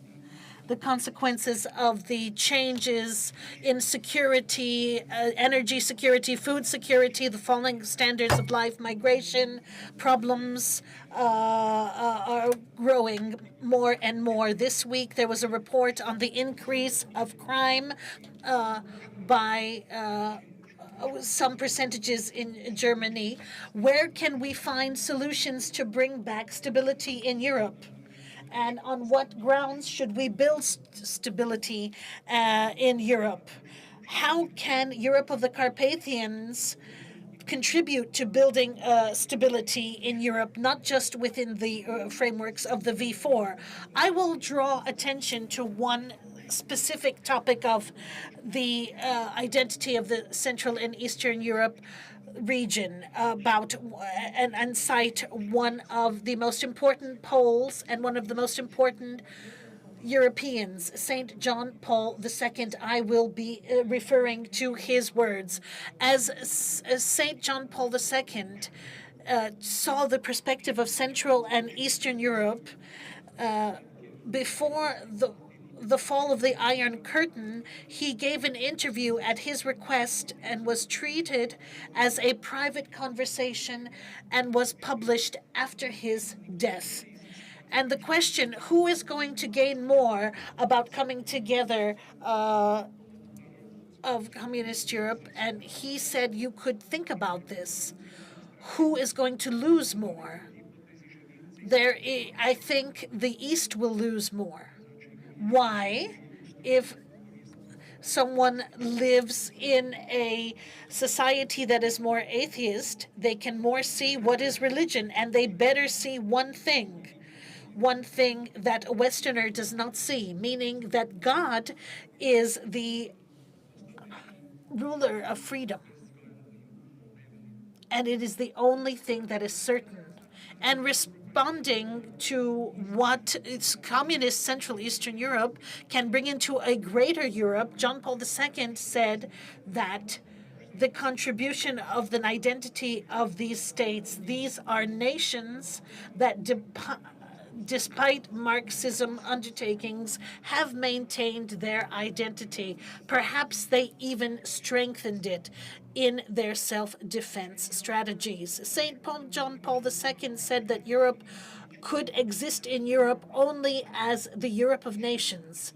1985, he spoke to the General Assembly of the United Nations within the anniversary of the 50th anniversary of its existence, and it wanted to contribute to create the Charter of Nations. That on this anthropological perspective, where we have humanity, where we have people, we will also have the nation. And from human rights to nations' rights, when he kept saying, Europe, go back to your roots. And what is the root of Europe? Christianity, as a person looking at God through the eyes of Cyril and Methodius and through St. Augustus. This does not. Why is this needed? According to St. Pope John Paul II, universal rights, human rights, are rooted and moral rights. We don't live in a world that is irrational, that is devoid of sense, but in a world that exists where there is logical morality, and it facilitates dialogue between people and nations. If we want this force to leave and be replaced by persuasion, we need to learn to talk about the future of humanity in a language that is understood by everyone. Moral law that is in people's hearts. This is the essence of grammar that the world needs to be able to undertake such a discussion about its own future. In the Kraków-Błonia, John Paul II said, man is going forward, and they are going towards the future, and the nations are going towards the future, and humanity needs to go forward to have the awareness of their objective, of their aim. What is the objective of the EU and Central and Eastern Europe? In general, it is said that freedom and the good of man. Striving towards freedom. John Paul II, 20 years ago, said one of the objectives, citing our era, said one of the greatest paradoxes of our era is that man that entered into the new era, aware of their autonomy and freedom, is going with a feeling of fear against their own self, afraid of what they are able to do when faced with the fear of the future. And Freedom is built by a person only when the person is subject to the servitude of truth. To be oneself means to exceed oneself through the normative feeling of truth, but you need to always be faithful to the truth, and you need to love God and your neighbor in this modern and contemporary world where this is most lacking.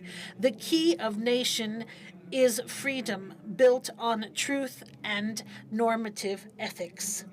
I cannot at this point imagine any other type of surrounding which could fulfill these prophetic words of Pope John Paul that Europe can exist only as the Europe of nations, as a surrounding of Central and Eastern Europe, of the Carpathians, built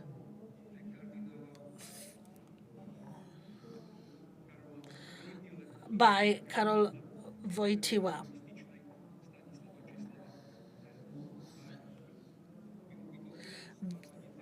This would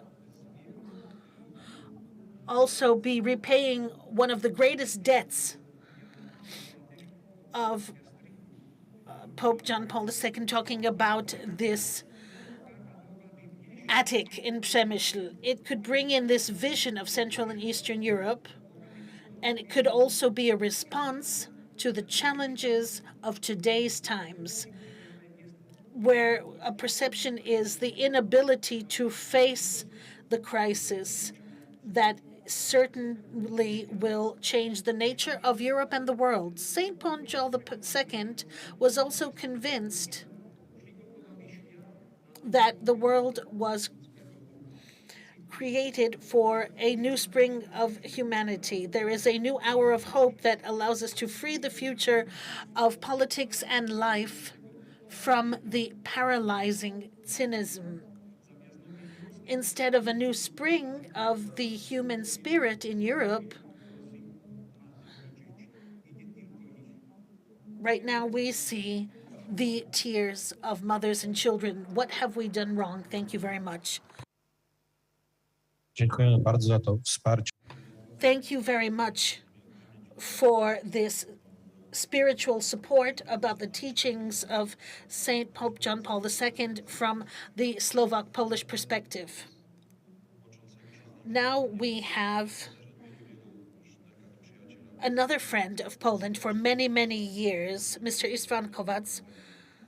He was the Consul General in Poland. Hello? I hope you can hear me.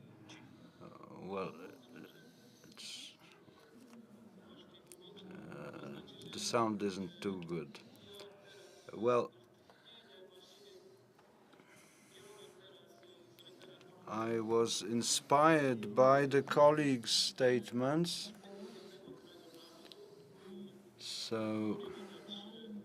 And also by the beautiful landscape which I could see on screen. So looking at the Carpathian landscape, I remembered the excellent work by Stanisław Vincents on the High Poloniny, on the highland grasslands. The author very well knew the history and the spirit of both sadness and rejoicing of the people of the Carpathians between the three seas.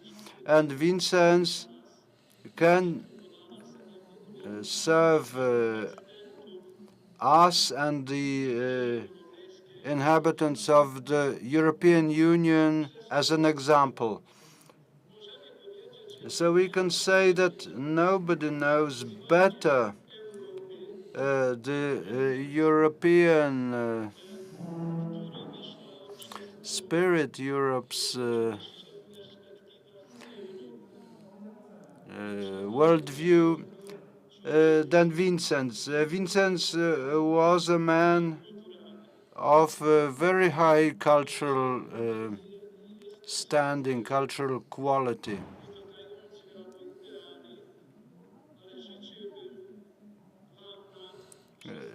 So I would wish to all of us that the EU should be led by people of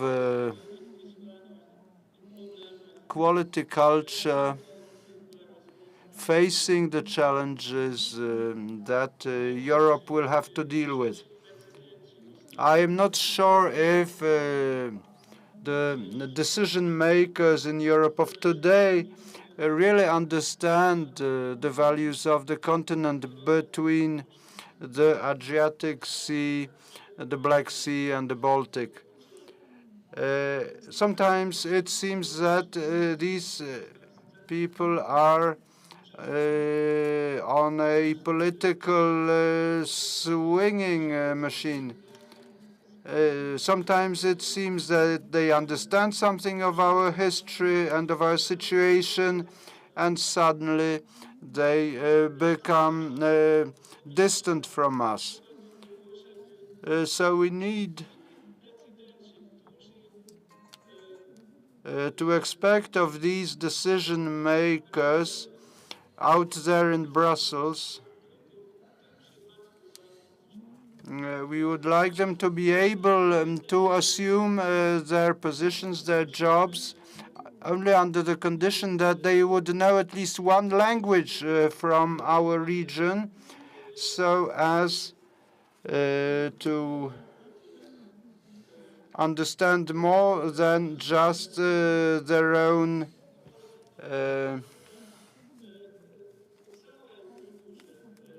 than that of their own country, because by knowing the culture of even one Carpathian nation, they would be able to understand better the whole region.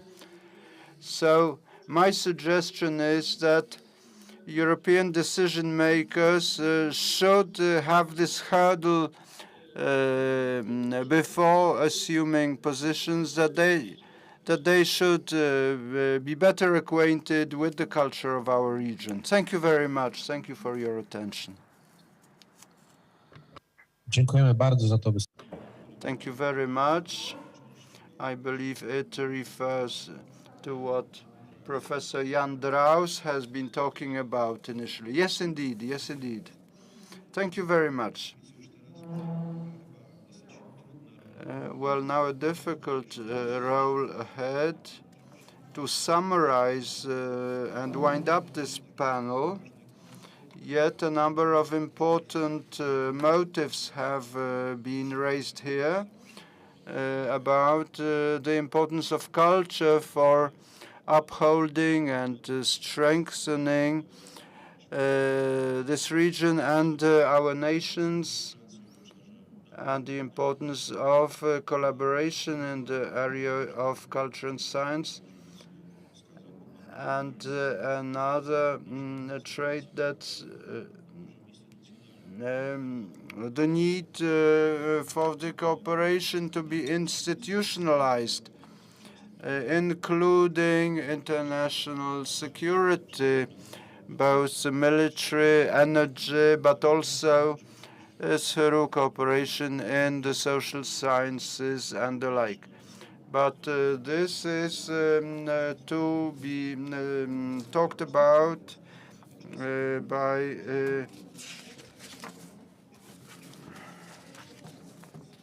Professor Szymanowski.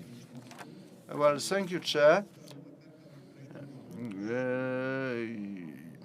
Europe of the Carpathians as a region of diversity, well, it's like the www letters which we use every day when surfing on the internet. That's the community of our fate.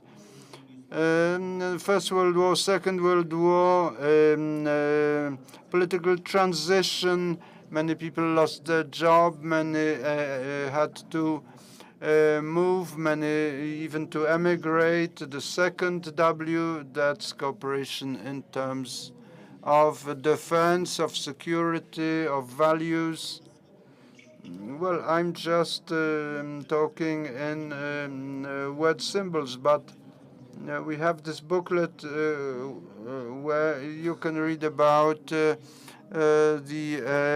poll, the analysis of a think tank telling us what we think and what elements bring us together. The next W, that's the common fate of our nations. We are proud of our societies, we are proud of our culture, of our science, and yet across the borders we are rivals. But rivalry is a healthy symptom, and we are proud of that too. And then we have politically mature nations which are linked through something like a concrete basement. We have been talking about the loft, the attic, but also the cellars are important, the basement or the foundations. Well, nations that are politically mature are able to cooperate rather than to operate as protectorates.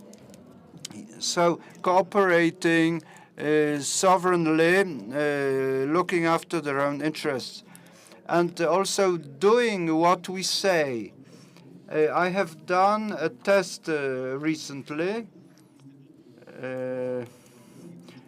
and I gave this booklet to one of the employees of the Hungarian Institute. This booklet summarizes a conference on the Carpathian region. And I asked this person for comments, and I got 10 comments from a person who previously had nothing to do with our cycle of conferences. What did that person highlight? Via Carpathia, the road, sustainable development, what Mr. Palu had written about, parliamentary teams, Euronet, parliamentary diplomacy in various dimensions. This was mentioned by Mr. Szymanek. Mr. Fulczyk had been speaking about the need to strengthen support to Carpathian nations which are not in the EU. A common area for the Carpathians. The Collegium Carpathicum, which we have managed to create through Professor Malicki, the Carpathian Encyclopedia, Professor Draus, the International Platform for the Cooperation of the Media. Many other ideas which exist are implemented in part without anyone in position. They are a bit like the bikes or the other takeaway devices which are littering our streets. So other such ideas should be put in the right place and adequately exploited, adequately used by relevant institutions. And finally, let me quote the 43rd President of the US, Mr. Barack Obama, who defined the concept which is very important for for mature nations in Europe, in the Carpathians. That's the role of leadership. The following definition: our role is to inspire people and nations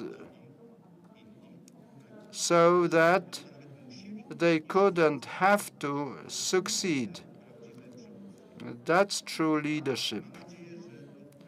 I do hope that right now, also paradoxically, thanks to the tragedy in the form of the war in Ukraine, that we are now maturing very quickly to this challenge. Thank you very much. I'm told by the organizers that we still have a few minutes, so there will be still opportunity to summarize. And let me quote a cultural reminder for Europe of the Carpathians that about 100 Nobel Prize winners came from this region. But not only theorists, but also it is in this region between Krosno and Lviv, together with Jan Zach, who was a co-founder of the oil industry. So between Krosno, Mielec, Gorlice, and Diaz, the founder of the oil industry, Łukasiewicz came from here. And another great inventor, Jan Szczepanik, came from this area. And also the inventor of the bulletproof vest came from this area. We should therefore remember the creative, the inventive spirit of people from this region. Mr. Waldemar Wiglusz has the floor now. Since the academic society has listened to my intervention, so I would like to say one more thing. The Institute of Regional Policy from the Przemysl Cultural Association or Society, one of the postulates was to initiate all of the undertakings around the fort of Przemysl in all aspects.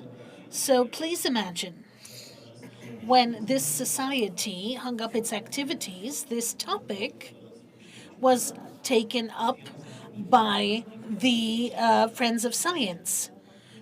So we have 6 communes where the fort of Przemysl stands. They did the revalorization very well, and this is it's still continuing today. The founders, they all don't want to admit. We sometimes make jokes that perhaps it's like a child out of wedlock. This is proof that what the Przemysl Cultural Society and other people in other forms, in other associations have also undertaken. And that would be all from me. Mr. Professor Draus. And Mr. Deres Andras first, and then Professor Draus.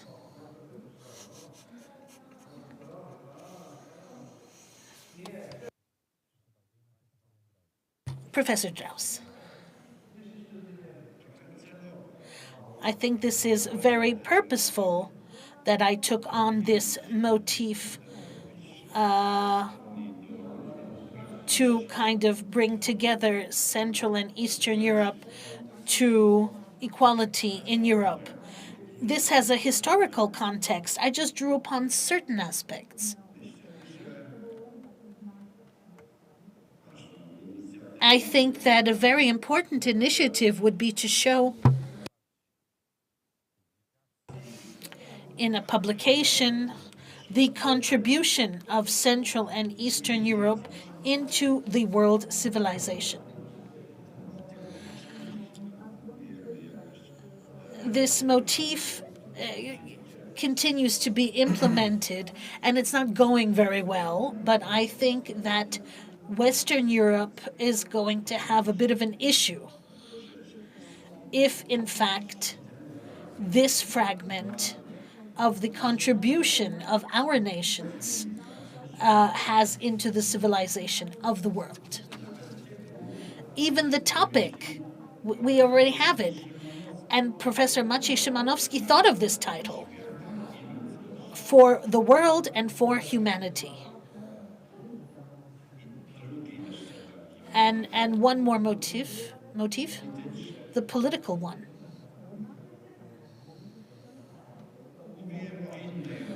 I talked about a different Europe, another Europe, a different Europe. So is this phantom of the other Europe going to stop functioning?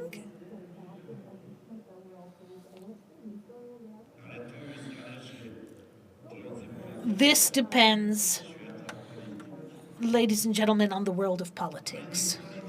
But let the politicians know that science also marks a certain path. And let the politicians read and learn. This is where it all is at, and this is the what needs to be done. The history of immigrants, migrants, and even the last names that I tried to indicate here, this is a very important message for us, for the world of politics. There's only one path. The community of nations of Central and Eastern Europe. And please, stay part of it. Don't try to separate yourselves.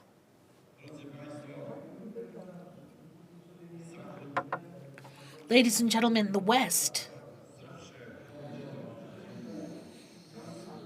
always liked this phrase, divida idimte. The East also.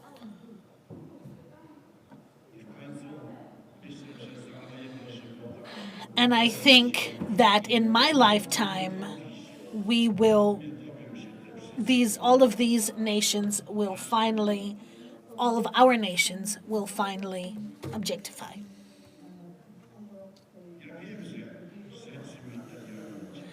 I know that material things divide.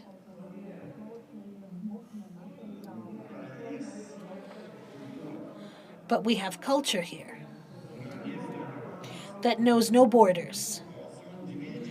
Because there's two fields that never had borders, science and culture. Do we understand? Money and politics divided. So let's find this niche. But that's enough of my sermon. Thank you very much.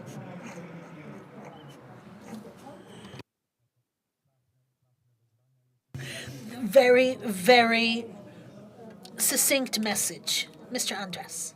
And then we will conclude.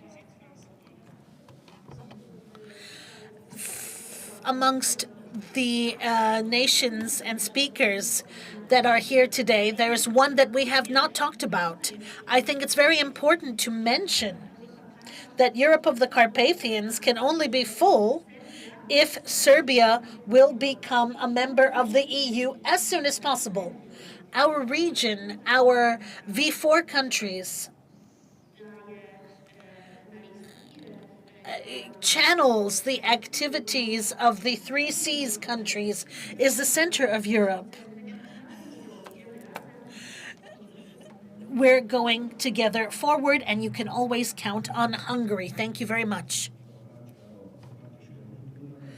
So, building on institutional cooperation, on science building, on friendship, on culture, we can help Ukraine fight Moscow, and we can build a common and strong Central and Eastern Europe. Thank you very much. Thank you to all of the speakers and the listeners.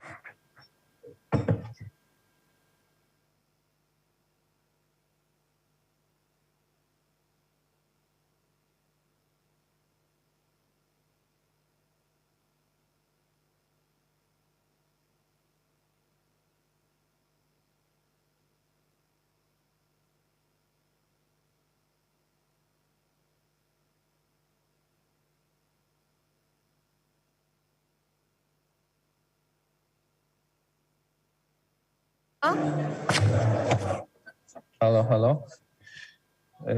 Szanowni Państwo, za nami pierwsza część panelu Karpat na różnorodności.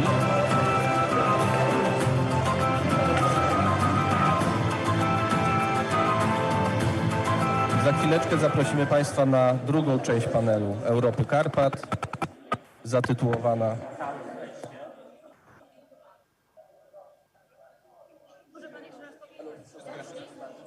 Halo, halo. Raz. Szanowni Państwo, chcielibyśmy Państwa zaprosić o zajęcie miejsc.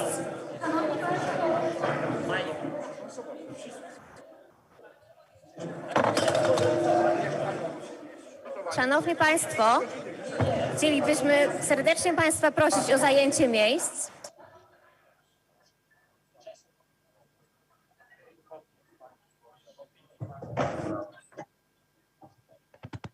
Za chwileczkę przejdziemy do części drugiej. Prosimy nie wychodzić, tylko zostać na sali i zająć miejsca.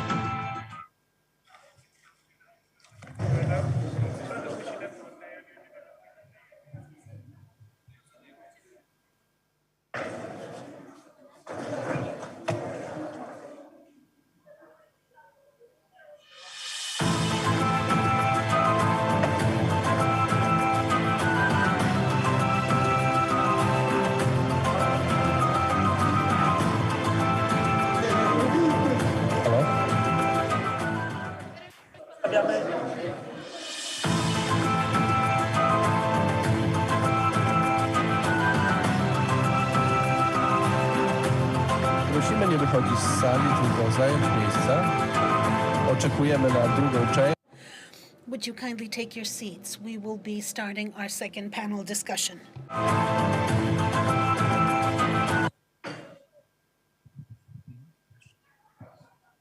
Proszę Państwa, witamy. Ladies and gentlemen, welcome after the break, a very short break. My name is Alexander Bush and Małgorzata Błaszko. The first panel of Europe of the Carpathians is behind us. This was a very interesting panel, a land of diversity, a thought-provoking discussion. This is the characteristic of this conference. This is for the 33rd time that we're here in Krasicin. This is a special edition of the conference because it is connected Krasicin-Jaremcza. In this unique place, Zamek in Krasicin, this is an ideal location for such a conference to take place. And I'm very happy that Waldemar już mentioned that the Przemysl Cultural Society has been reactivated at the initiative of Speaker Kuchciński. Part of the postulates are already being implemented, and one of the fruits is today's panel discussion in cooperation with Europe of the Carpathians. And this is organized from the budget of the Podkarpacie Voivodeship. Thank you for taking our motion into account. And this society is very open for cooperation. We invite you to follow us on all of our social media websites on Facebook. And we invite you to contact us, any of those who would like to cooperate with us. And we would like our region in terms of culture and grassroots to develop. We're very open, and we invite you to cooperate with us. I would also like to add that in the near future, there will be a renovation of the head office of the society, and the premises will get a new face, and it will be a very good place for various initiatives from the field of culture, widely understood culture. And I will pass the mic to you. After this introduction, we also have to say for all of those viewers following us on YouTube, we are in the Krasichin, in the castle from the 16th, 17th century. This is one of the most beautiful examples of Renaissance architecture here for many centuries. The key to the castle was in the hands of the Polish noblemen Krasicki, Parłów, as well as Sapiecha families. And we should mention that here in Krasichin, Adam Sapiecha was born. Tomorrow would have been his 155th birthday. This very, very beautiful park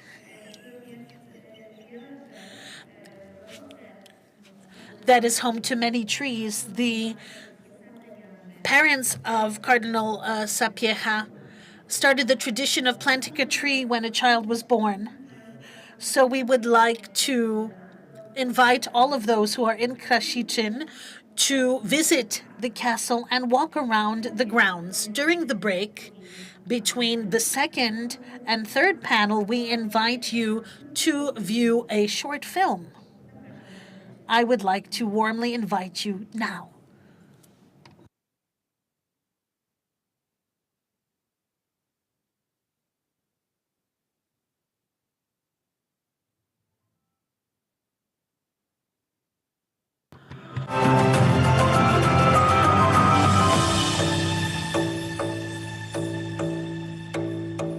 To nasze podhole przepiękno dziedzina.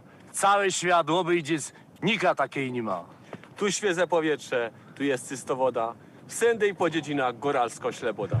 Tu jest rękodzieło, folklor, turystyka i miło dla ucha góralska muzyka. Moi pokochani, my, kapela Ogórki z Cichego, spod Zakopanego, w imieniu górali podhalańskich, zywieckich, orawskich, pienińskich, przesyłamy dzisiaj pozdrowienia, zdrówka i wszystkiego najlepszego na cały świat. Wszędzie dla każdego. Haj!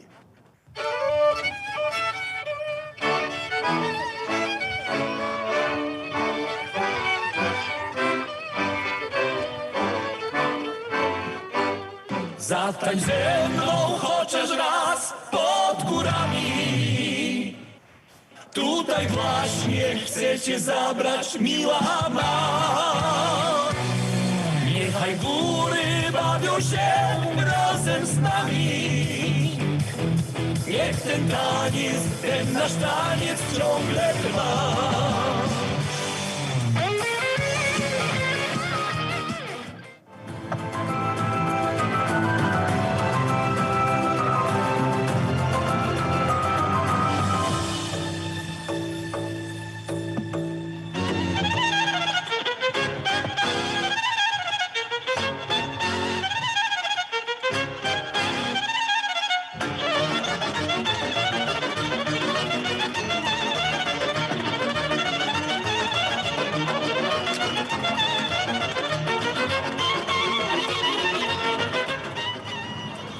Nekünk magyaroknak nagyon fontos a népművészeti hagyományaink megőrzése és továbbadása az ifjabb generációknak. Magyarország legrangosabb folklórfesztiválja a Mesterségek ünnepe nevében üdvözletünket küldjük a világnak. Reméljük, hamarosan találkozunk.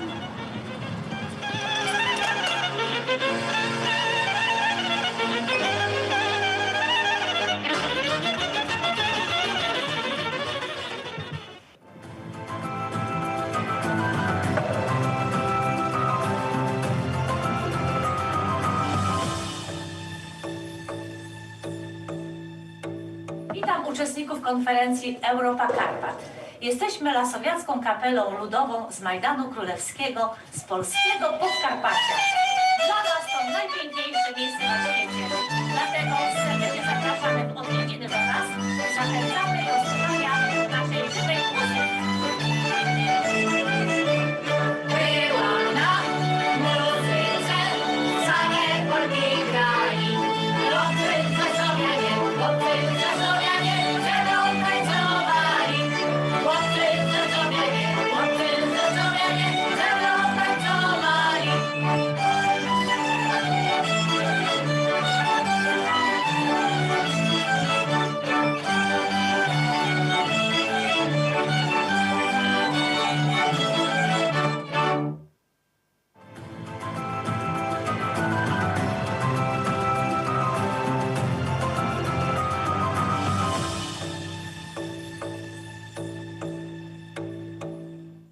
Nagyon sok szeretet. Witamy Państwa. Ladies and gentlemen, welcome again after a short break. Now we would like to invite you to the second panel. My name is Alexander Bush, and I am Małgorzata Błaszko.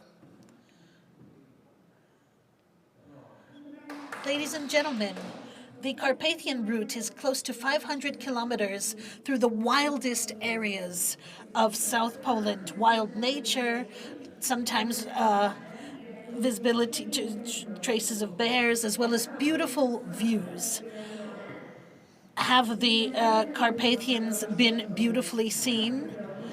The Carpathian routes, roads, Via Carpathia, railways. Ladies and gentlemen, let's give the floor to the panelists of panel 2, the moderator, Władysław Ortyl, Marshal of the Podkarpacie region. Mr. Marshal, ladies and gentlemen,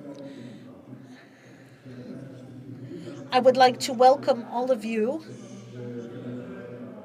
and I'm very happy to be able to moderate this panel.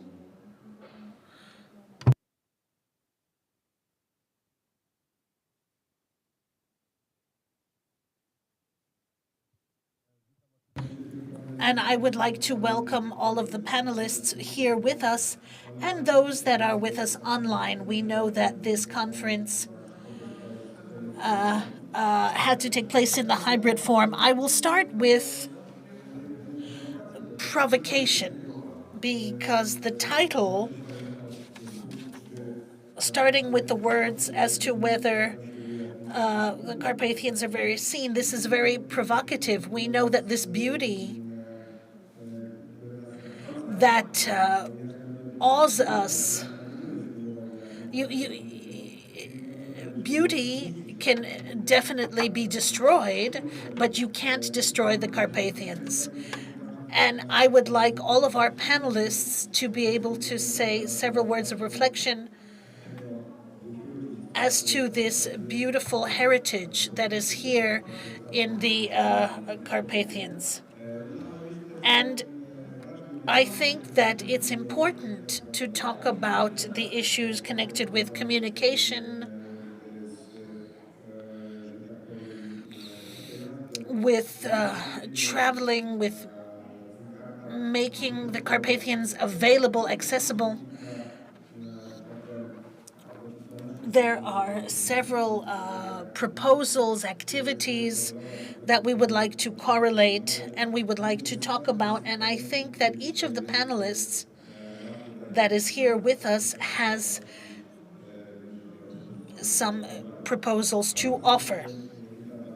I would like to introduce Richard Hodgshiek, Chairman of the National Assembly EU Affairs from the Committee in Hungary, Ms. Anna Paluch, Vice President of the Parliamentary Group for Mountain Rescue,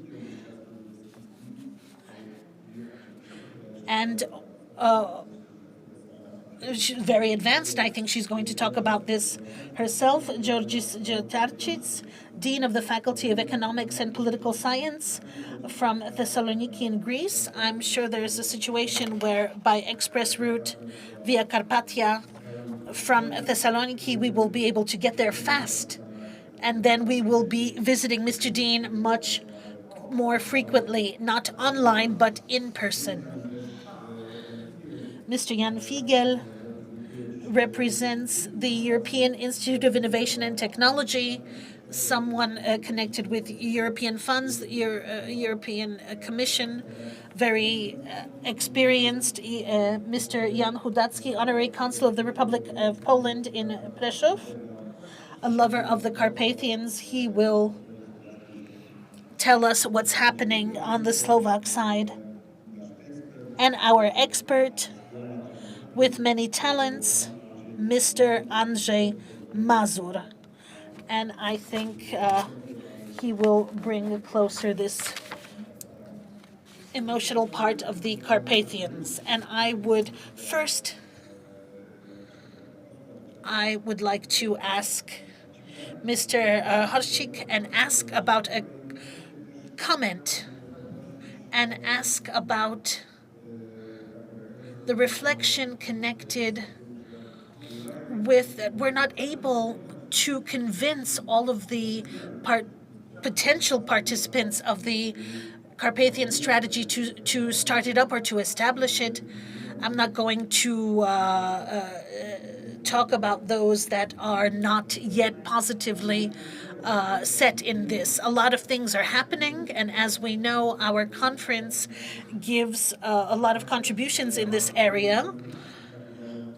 But at the end of the day, it is the member states in the Carpathians that have to submit a motion to the European Commission, and that is when we can start with this. Mr. MP, several words of commentary from you, please, sir.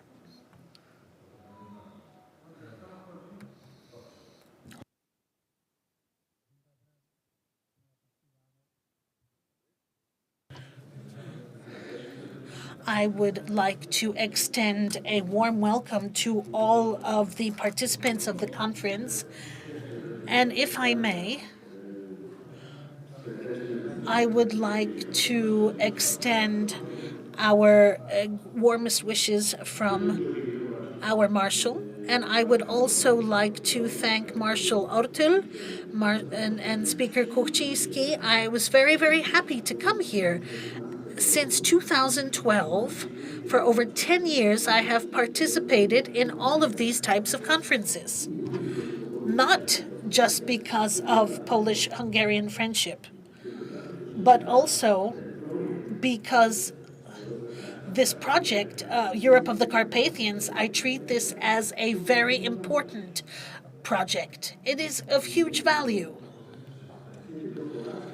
Not just the Poles that have an advantage or draw a benefit from this, but this isn't obvious for everyone. That's why we need to work on this. And in the previous decade, I saw that I know where this started.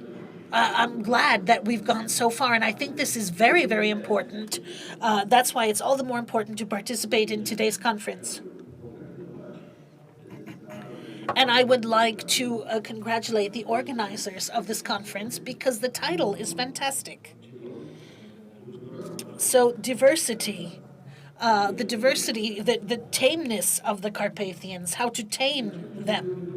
And it's difficult to say this, the new discovery of this region. It's a very provocative question, in fact, and I think that it's easier to answer this question for those that know history, who have learned history, because for centuries, the Carpathian region basically cut off this part of Europe.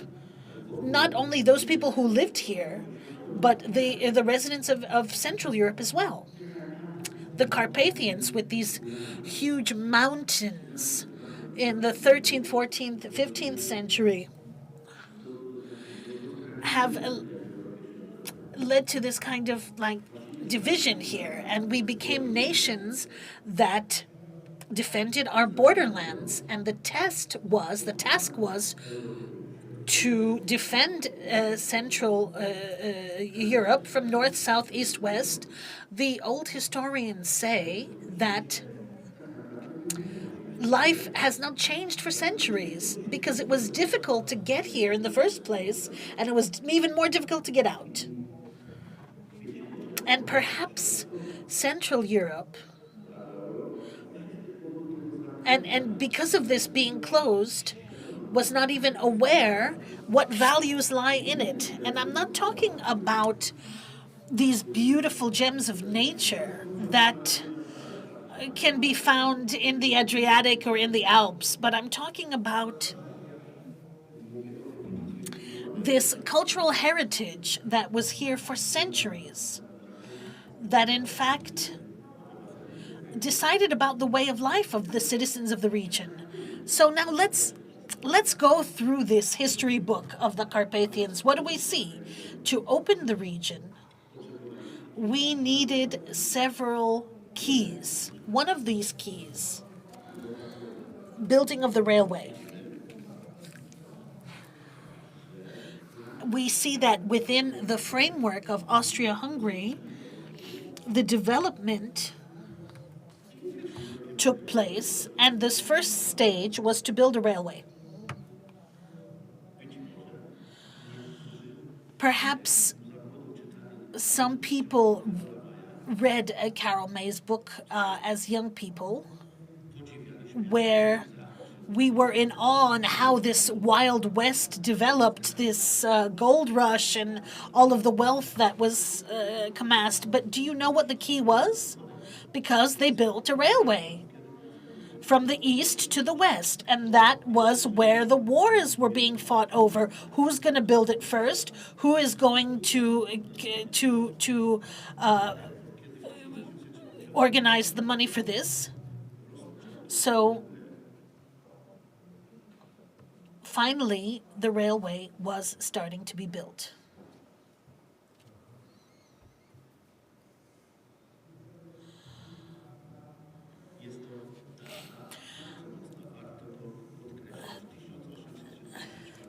(1874). This is a very important date, the date where this was starting to be built. This is where the first Hungarian-Galician line was commissioned 150 years ago. This was very strategic. Mr. Marshall, this was the first opening of the region towards Central Europe.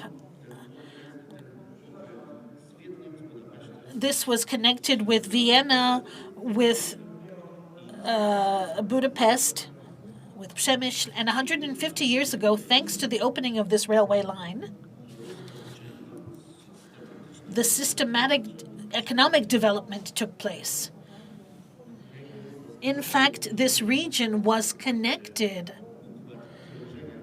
in kind of like the circulatory system of the entire monarchy. After World War I, in 1920, this cooperation stopped. We know why.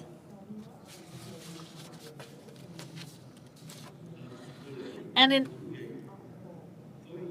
after World War II, even within socialist cooperation, we were not able to open this region towards Central Europe, and perhaps we needed to wait 70 years until 2004, when all of our nations entered the EU. This was this first part that gave us the impetus to start this cooperation that started in 1874, but for 70 years it kind of stopped. And let me give you another date.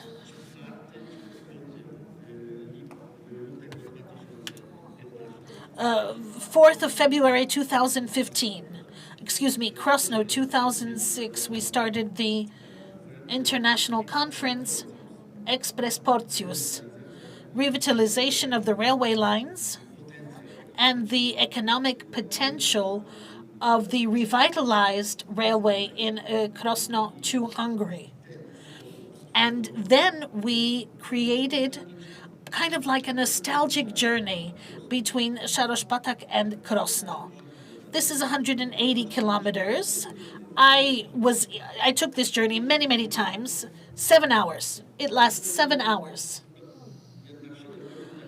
7 hours was difficult, but it did have benefits. For 7 hours, we could drink żubrówka on the train as well as other things.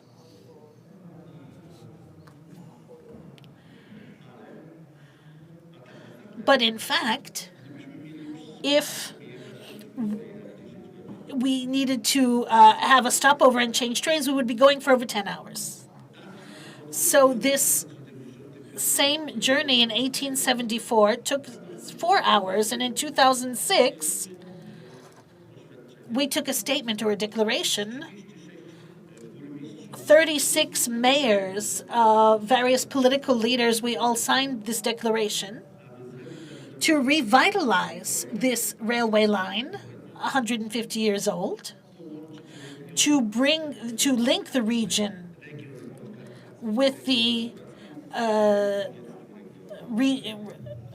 Hungarian region, Slovak region, and Podkarpackie region. And this was to bring in the new spirit into economic development. So the opening of the Carpathians, this is an open topic. And I would like to also add, I am an MP to the Hungarian parliament from the area of Zemplín. And I would like to talk about this cell and the region. And I would like to thank Mr. Marek Kuczynski for all of the work that has been done in the background. And this has contributed to the fact that this historical railway, this Hungarian part, is already modernized. Between Szerenc and another city, it is already ready. And I think that this is a very important cell for this old railway line. This could not have been done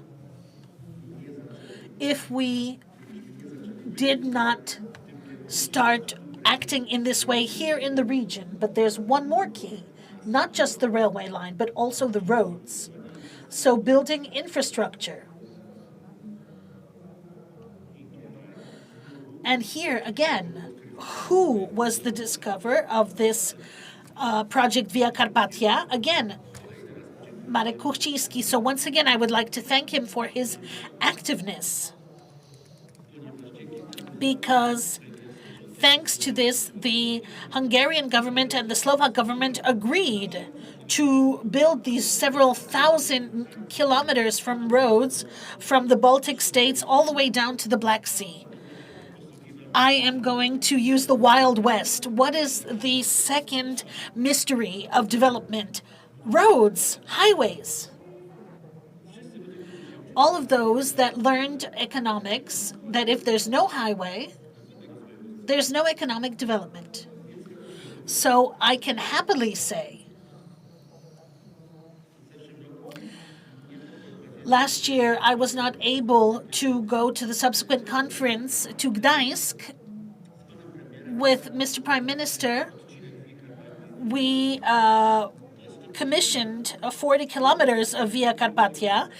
It goes through my region, through my voting district, but this project would not be founded if it were not for the project of Via Carpatia and Europe of the Carpathians. So once again, Marek, thank you. One more issue. Via Culturalia, so cultural cooperation. This is something that still needs to be organized. We want to promote our cultures, not just promote the Nobel winners that were born here, the craftsmen, the artists, but for all of those that created this culture. I'm convinced that this Central European identity is of significant meaning for this fight that we are fighting in the European Union to maintain Christianity. This is our identity from the Carpathian Basin. We need to be proud of this because it's not just the Benelux countries or Amsterdam that's part of the EU, but our culture as well. For us, it's obvious.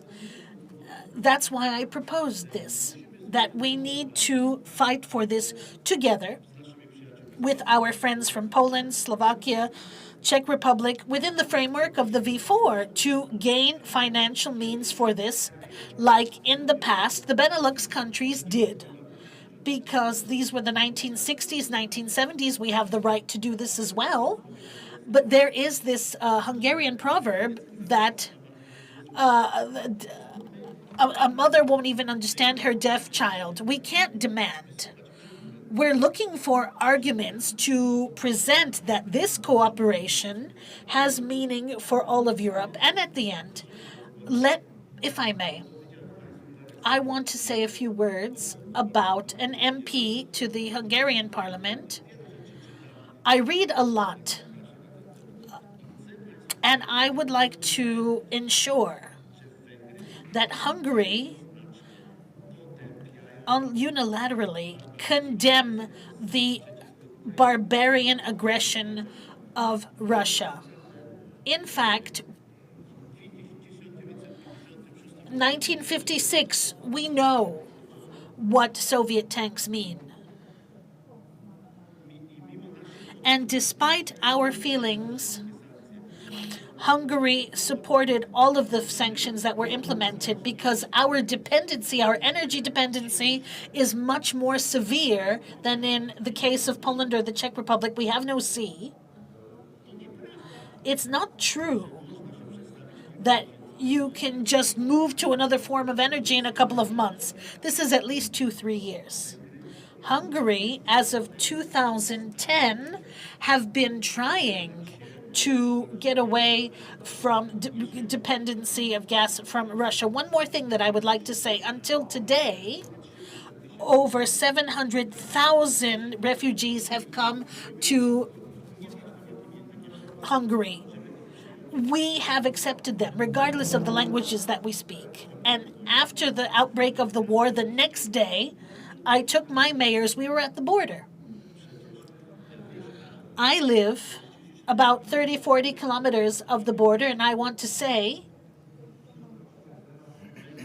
Hungary have given the greatest amount of humanitarian support through the border. We're doing everything. One more thing. My son has a vineyard, a Porcius vineyard.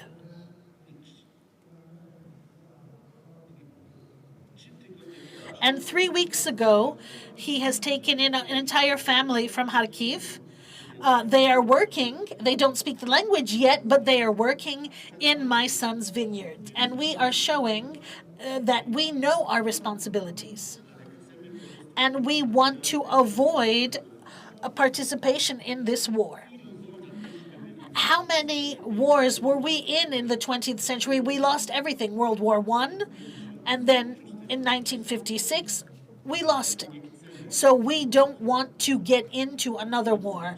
That's why we're not giving weapons. I know that our brothers from Poland have a problem understanding this, but please understand the fact that we have come out of this ditch of the past 30 years, and in one day they shut off the gas and shut off the oil.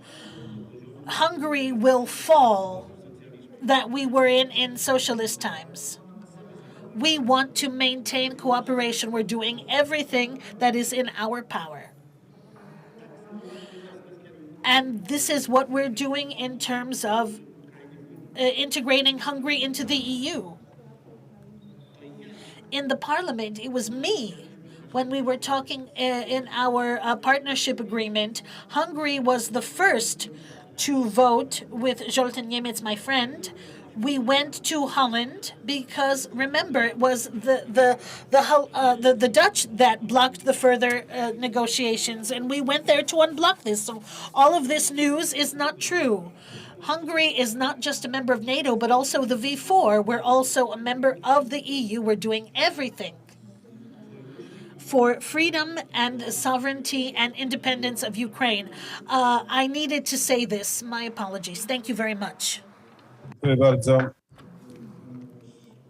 Thank you very much. Of course, you have very broadly discussed the topic of our panel.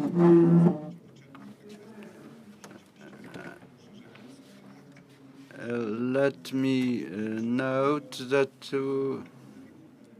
we have come close to America, talking about the Wild West and the respective associations.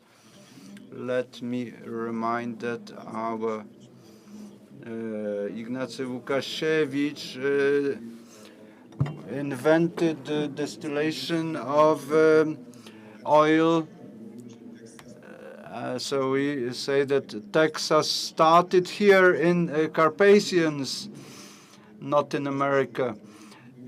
So we have to remind about that and use such analogies. If we were to read carefully the Carpathians as kind of a textbook, then our heritage would allow us to develop something like an encyclopedia, because there is such enormous heritage behind us. So this long-range perception is being developed through our debates. Many decision makers draw on our ideas and the practical advice which emerges here. Today we are developing this Via Carpathia route, remembering not only about the highway but also about the railway. For the time being, we have only reached Międzychaborce. Further on, the work is still ahead of us. Now, ladies and gentlemen, Madam Anna Paluch, Deputy to Parliament, is a member of the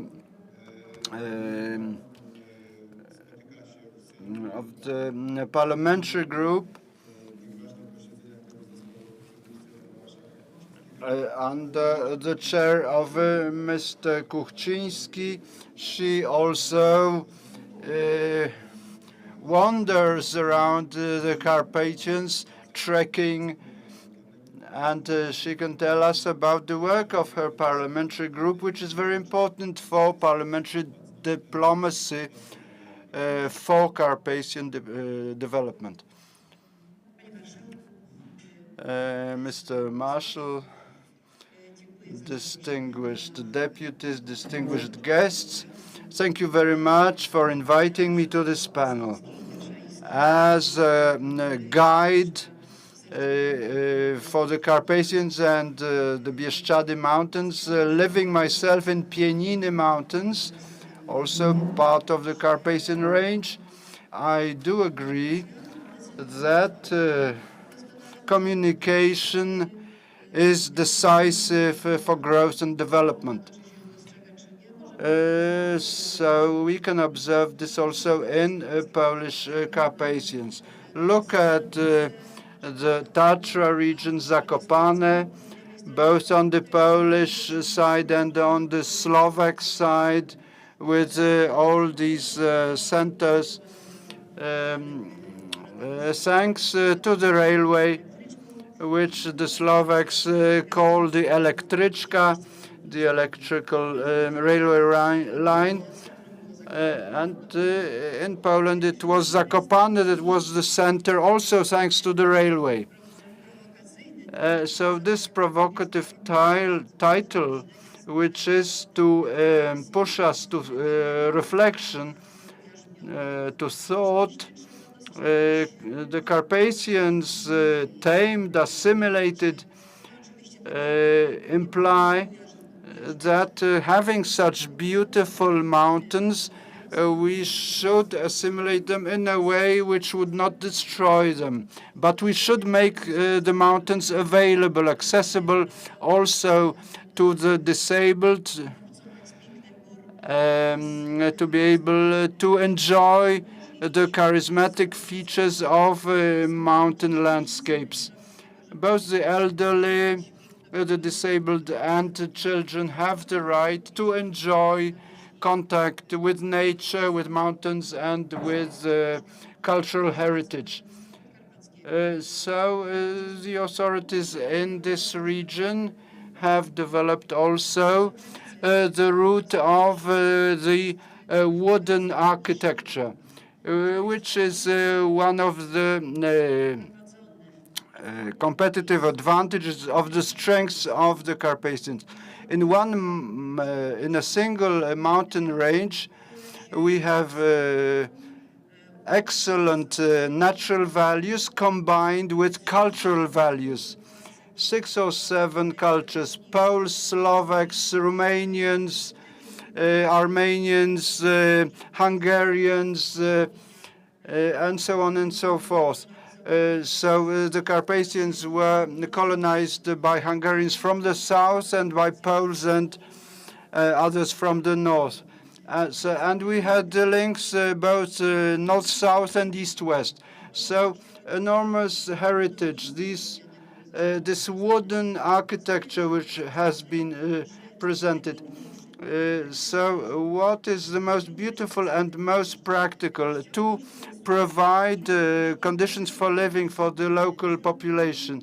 That's combining natural, cultural, historical values on routes which are attractive to people, which attract people, and at the same time allow the local population to subsist on a decent living standard by inviting people to visit, by inviting tourists and visitors.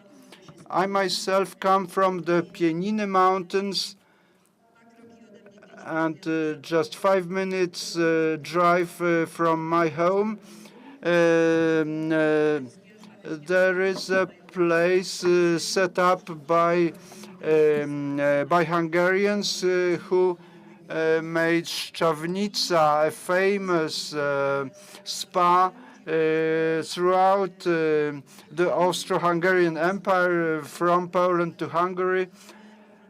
And we also have a lot of regional bands. Those who were presented here live just a few kilometers away over the Slovak border. Now, looking at colleagues and the deputies in the first row, including the marshal, I remember the initial conference on the Carpathians, that our job is to develop links, to develop a community across the borders, so that we should be ready, prepared to have discussed what we need. We all come from democracies with centuries-old traditions. We value discussion, the exchange of thought, mutual inspiration. And as members of parliament, we need to participate in debate. In times when we were in opposition, we tried to animate these meetings because they give a chance that once we gain power and we can make decisions, then we can get things moving faster. And in Europe, we need to demonstrate the beauty, the value, of our region, but without a plan, without ready projects, we have no chance to get financial support. As recent years demonstrate, we need to be very determined in order to be treated in the same way as the so-called old member states, to be treated equally with them in enjoying the support of EU funds. And that's our job, our role as representatives of the public authorities, of the political class. Well, with this, on this note, let's remember about the need to think in terms of projects which need to be developed on the basis of visions of a thought process looking forward into the future. But it must be based on heritage, on the past, on history, like the 150-year-old railway route from Vienna.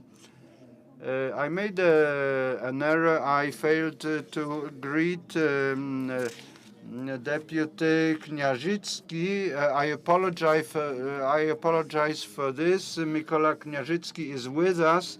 He is co-chairman of the Parliamentary Group for Interparliamentary Relations with Poland.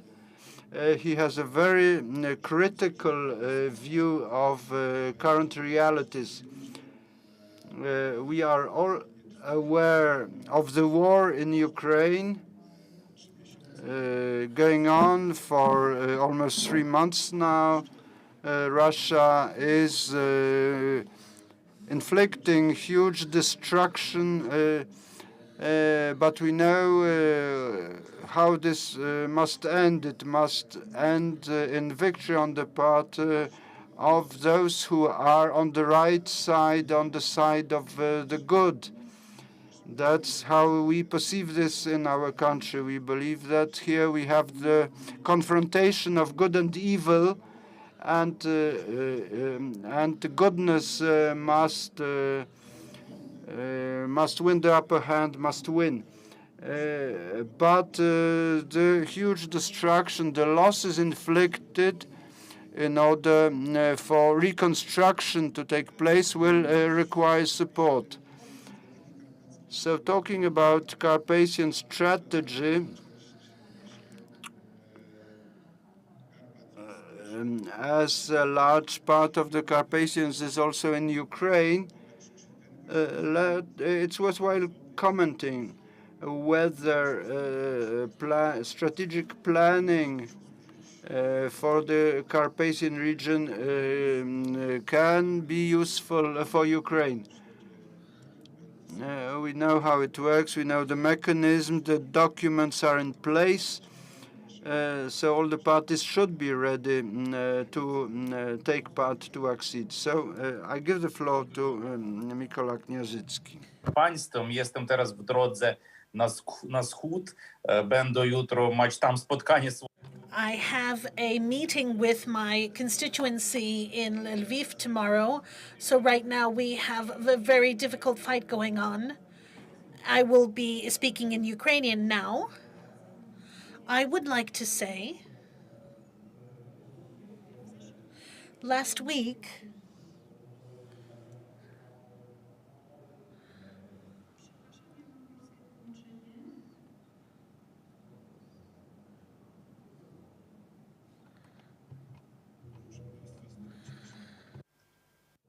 ladies and gentlemen, okay, there was a technical error. We are back online.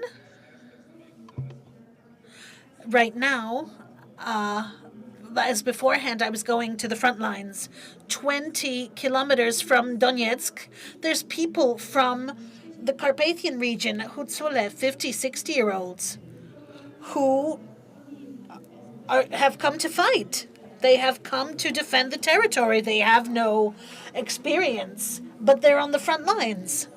Every day, the Russians bombard them using special equipment, and when I went there, I saw that they dig these small ditches for defense purposes, but there's not a lot of trees there, and I asked them with friends who have experience, you're not digging the ditches in the right way because you need wood, but we're not going to cut the trees, they said, because this is a national park. So it's a very, very interesting awareness. The fact that we are talking about that we're talking about now, it's different than it was at the beginning of the war. At the beginning, the plans of Russia were not just to take the east and south of Ukraine, but to take all of Ukraine, to take the Ukrainian Carpathians and then further go to the Polish Carpathians. And only the heroism of the Ukrainian soldiers is keeping them. And if we do not receive weapons, I understand the problems that the Hungarians feel, and I'm very grateful for helping the refugees, what Mr. MP mentioned. But if we have no weapons, then 1956 in Hungary is going to repeat itself, regardless of how much they want to avoid this, because Putin needs to be stopped. And when I saw the strategic plans, I remembered a book of Stanisław Vincente, a great Polish writer, and I remembered another book, Dialogue with the Soviets, a fantastic book that talks about the conflict between two civilizations when the Polish author of the NKVD talks to the Soviet soldier and says that we brought you civilization because you're wild people. And we saw this civilization in Bucha, this lack of civilization. We saw the raping with children. We see this barbaric behavior. And this is very sad. If we don't stop this, it's going to become a part of Europe. And I think that this does not impact the Carpathians just yet, but I want to say that earlier, the businesses of the, when Kiev businesses were, the offices in Kiev, once it was starting to be under threat, moved to the Carpathian region, to Lviv. Refugees came, businessmen, and Via Carpathia is not just a road that goes from north to south. It's also a road where from Ukraine through Poland, raw materials are delivered, grains, because there's no other roads. Everything that's delivered from Ukraine, metallurgy, grains, everything goes through Poland. The same goes to Ukraine. When the Russians destroyed all the refineries and all of the bases, Ukraine, right now we don't have any gas and we have no oil. We get it from Poland. Orlen wants to enter our market, and I believe that the Carpathian and the European strategy and the strategy of Central Europe are going to change. The war, from my point of view, is not going to end quickly. Of course, we're all praying for this tyranny to end. We want someone to change all of this, and so that we can live in peace. And if this doesn't happen, the war is going to last for a couple of years. The Ukrainian refugees are not going just work at my friend's son's vineyard. Do you know how many refugees are in Poland? In other countries of the Carpathian region, there may be even more, because Putin has not changed his plans. And he wants to take all of Ukraine and Kiev and Odessa, and every day bombs are falling and more people are leaving. Of course, a lot of people are coming back because they want to rebuild their country. However, a lot is remaining, and this is another challenge. And the refugees that are going somewhere, they need to live somewhere. In Lviv, we had over 300,000 refugees in the first week. A lot of people also came to Warsaw. In a village, Verchovina, in the Hutzul lands, 7,000 residents lived there. In the first week of the year, we had another 7,000. And the locals supported them. And this is changing the demographics of the Carpathian region, and the routes and the roads for all of the people in the Carpathian areas. We need to build apartments. They need to live somewhere. Everything will change the society, our countries, because our countries are suffering because of this aggression. And firstly, we need to think. We need to come together. I would like to thank the Polish state that is doing so much. This is help from weapons supporting our entry into the EU, to NATO. I would like to thank all of the other member states that are receiving our refugees. We do need to understand that the world is changing. If we stop the war, depending on where we stop it, are we going to throw out the Russian Hitler back to his country, or is he going to take over another piece of land, or is he going to continue to destroy Ukraine because the bomb's going to Lviv? Imagine this. I live in Lviv in an apartment on the 10th floor, and it turns out that there was an alarm. My children went into the basement, to the cellars, to be safe. And in front of my eyes, I saw a missile that fell 2 kilometers from my house. And there's nothing to keep such a missile from landing in Rzeszów, in Przemysl, in Hungary, or in Slovakia. If people think that these are ambitious countries or strong countries, that they have plans, no.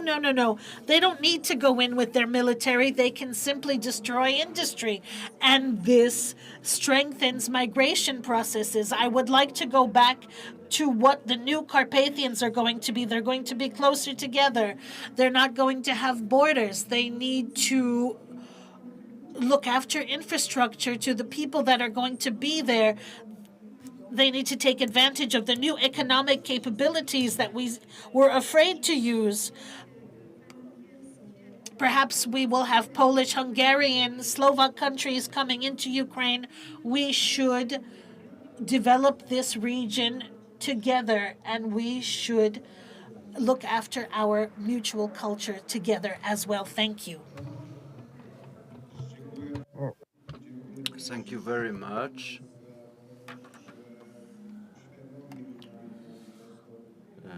Thank you for presenting the changes that are taking place currently before our eyes.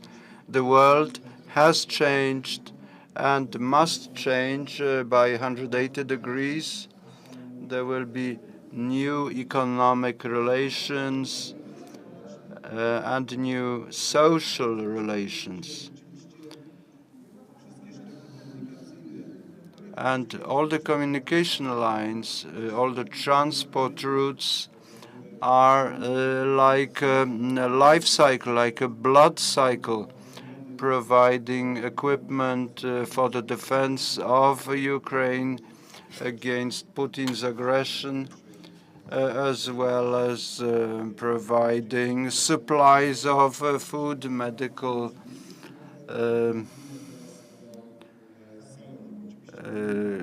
medical equipment, and so forth. Now let us turn to the next panelist, Georgis Zarate Diaz.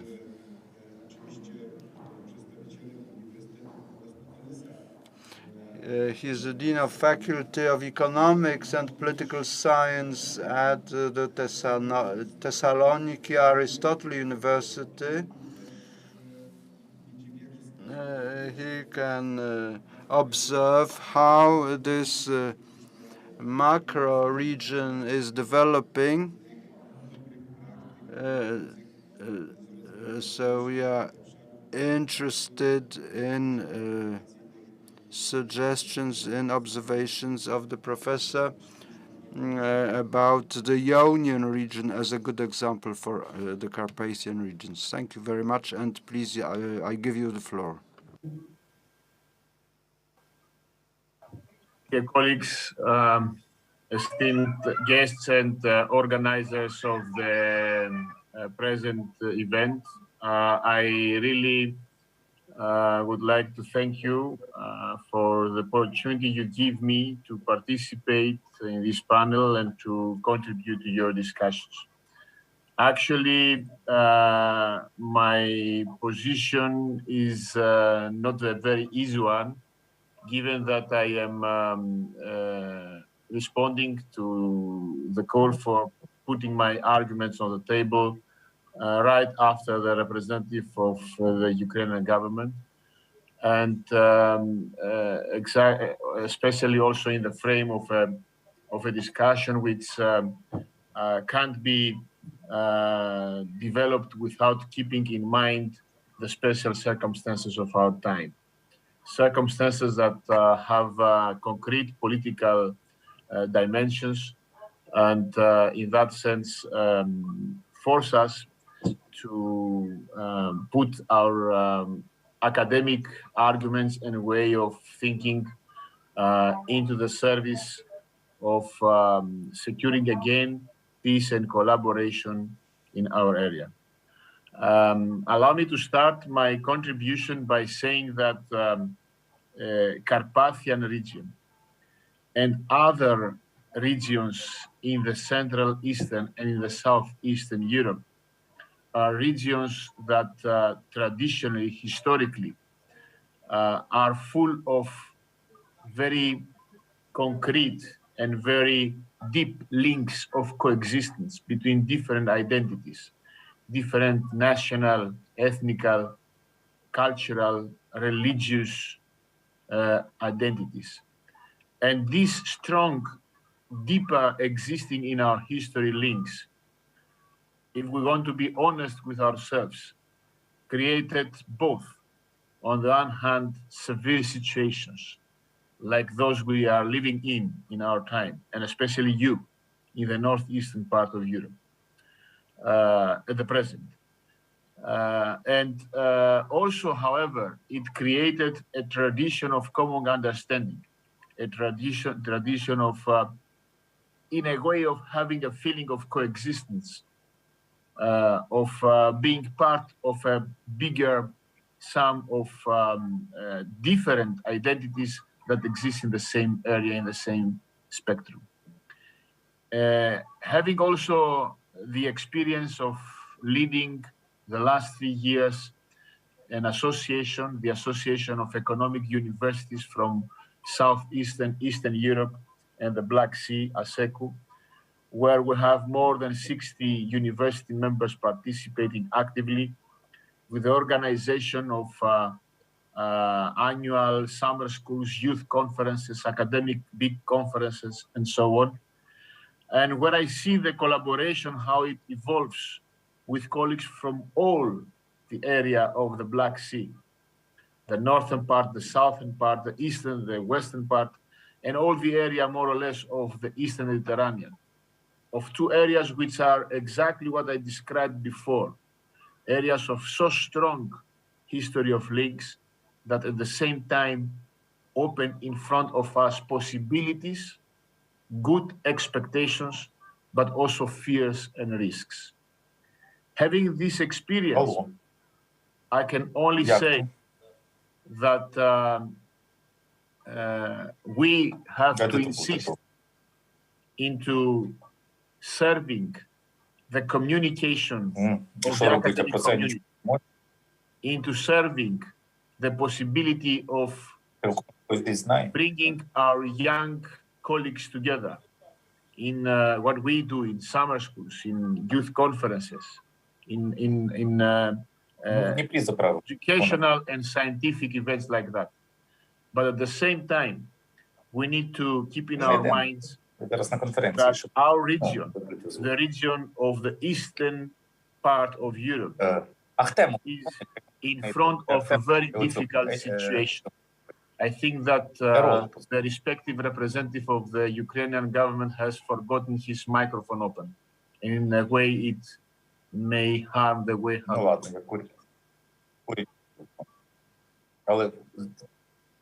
don't know if the organizers could do something about that. А там хтось нас чекав в центрі, на пожалуйста, був дизель. Так.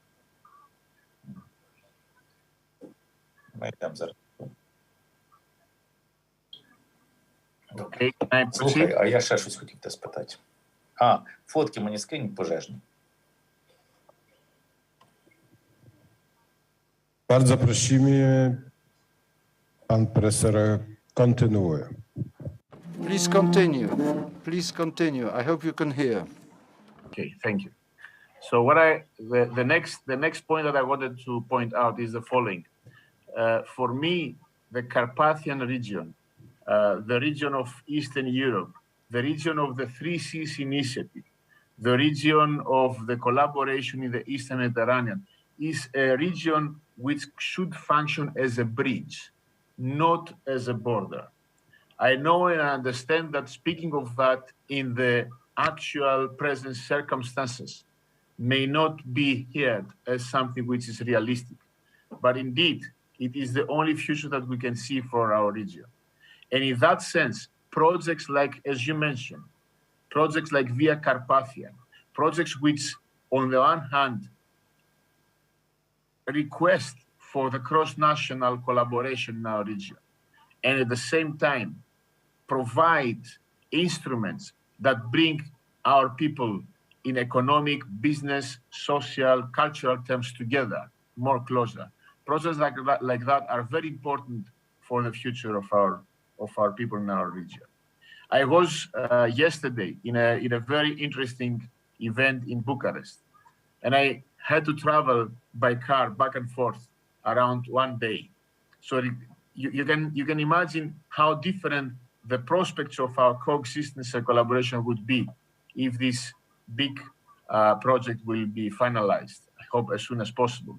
And also if other projects in this same direction could be a reality. A final contribution, because I would rather like to hear your comments and to be able to contribute to the discussion in a more interactive way. A final comment that I would like to make is that I heard you saying, and it is pretty much correct, that the war in Ukraine is going to change a lot of things about our economic relationships in a worldwide dimension, about the geopolitical situation and so on. Nobody can disagree with that, but I would rather argue that this is not simply the result of the war in Ukraine.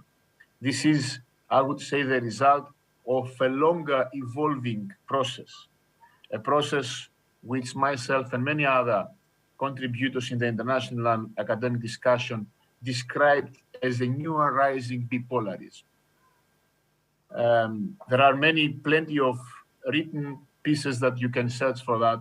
I don't want to go into details. I just want to say that in this, for a longer time already evolving new bipolarism, our region, the region from the Baltics down to the Black Sea and down to the Eastern Mediterranean, unfortunately, or perhaps also as a prospect of, as a challenge for us, is the main margin where these two evolving poles are meeting each other. And I think that we should take this into consideration. We should build upon the strong tradition of collaboration that we already have. We should make use of the European Union settlement and of the existence of this framework in order to make the problem of being at the margin of this underdevelopment new poles, to change that and to make it into a challenge. I think that the challenge of our region is into the contribution of working, of functioning as a bridge of a future progressive, peaceful, collaborative, sustainable, developed future for the Eurasian wider area. Because I know that the situations are difficult. So therefore, allow me to finish with a final word. Nobody can say anything else but the necessity. I'm speaking now not as an economist, but as a political scientist. But nobody can say anything else but the necessity, recognize the necessity of the self-determination, of the autonomy, of the democratic existence of any nation in our time. Changing this, what we found from the previous historical development, will be harmful for the world, for the whole of the world. So therefore, this is something that we can agree upon and we can support it. At the same time, we live in a period where the prospects, the possibilities of humanity, due to the explosive development of technology and know-how, are rising a lot. But at the same time, we are falling back, we are staying back with respect to the reality that we are creating. And this period of an opening gap between the prospects that we have as a humanity and the actual situation that we create means that we live in a region, in a period that demands revolutionary changes. And I call for the understanding of progressive powers within the European Union, academic, political, cultural, economic, to understand this and to support solutions in this direction. I'm really glad to be in an online virtual communication with you. I had a lot of times the possibility to contribute in your discussions. I really highly evaluate the contribution of Poland into this discussion, and I hope that I will be also able to contribute in future events as well. Thank you very much.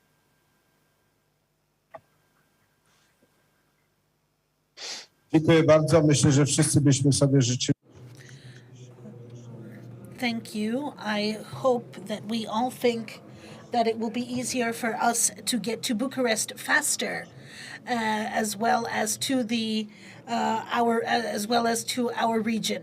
Thank you for emphasizing this diversity that builds these areas in Europe, including Carpathia.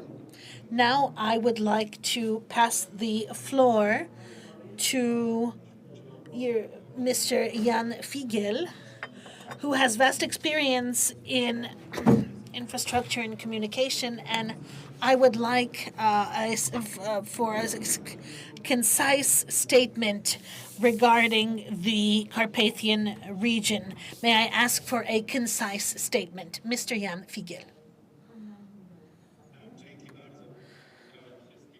Thank you very much. Warmest regards to all of you, ladies and gentlemen. I love to join this conference and maybe next time in person.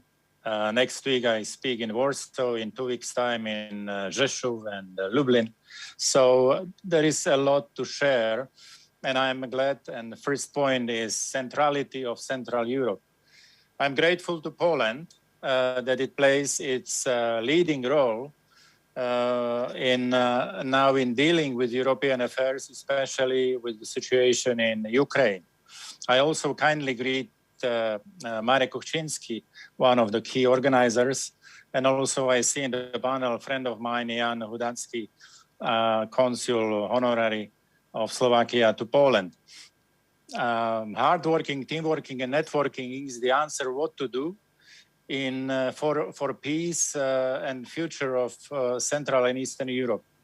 I believed, or I had a vision that we will be in the center of developments due to enlargement of Europe. But we got into the center of developments because of war in the East. And I want to pay tribute to Ukraine, to Polish friends, because they show their openness, hospitality, their solidarity. Solidarność is alive. Without any quotas, without any dictate or commands, you show what Europe means, what common values mean in practical daily life. So thank you for this, and wish you to keep going. It is important. Secondly, 33 years of edition of these conferences about the Europe of Carpathians show not only your patience, but creativity to build networks, to keep people working together from many countries, and also to change our everyday lives. Fruits will come. My second point is on infrastructure, which is not so much about concrete or asphalt or material, but about people-to-people communication, togetherness, access. And in 2011, I was in Landshut together with my homologue partner, Polish Minister of Transportation, Cezary Grabarczyk. We signed memorandum on Via Carpathia. I am glad that since then, Slovakia has moved a lot. More could be done, and especially faster. But it needs to go on, especially in Eastern Poland, Eastern Slovakia, Eastern Hungary, down to Thessaloniki. I had also two projects in mind, and I hope that some successors will support them. One was on a circular connection around High Tatras, from the north and from the south, that people could see the whole Tatras visiting one or the other country, and railway is environmentally friendly and very efficient way of transportation. Second, which still missing project is first-class road, scenic road connection between Baltic Sea and Adriatic Sea, Poland, Slovakia, Hungary, and Croatia.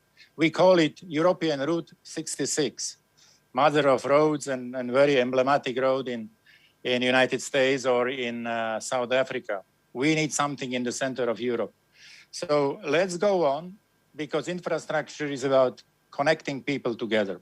And my last point is, because I represent EIT here, on innovation. Innovation and creativity is very important for more security, more competitive economy. And now in time of COVID and post-COVID, high inflation, lack of energy resources, and wartime, I urge you maybe to include into the next edition of conference a special panel, special topic on innovations, because I think we can achieve more and we need to do something reasonable in terms of reforms and adaptations. EIT was established under my responsibility in 2008. We have started with humble 300 million euros. Now the EIT has budget 3 billion euros. It represents more than 2,000 partners with a lot of results. There are 8 knowledge and innovation communities, because it unites higher education, research and business, and research and development and businesses or entrepreneurs in independent triangles. And there are 8 major topics, 8 major themes, which are financed by the EIT, and many Polish companies or universities are involved. I'm glad that Poland is quite active. These themes and EIT comprise climate change, digitalization, innovative energy, health, raw materials, food, manufacturing, and urban mobility. This year we will add a new entity, which will be creative industry. So I invite you, I inform you. Somehow I would like to encourage you also to join forces, because it's important for our future in center of Europe. So once again, sorry for being a distant or remote, but I wish to join you next time, maybe with another or good or new messages. But I congratulate again organizers and wish a lot of fruits of this open-minded and creative forum in Poland today and tomorrow.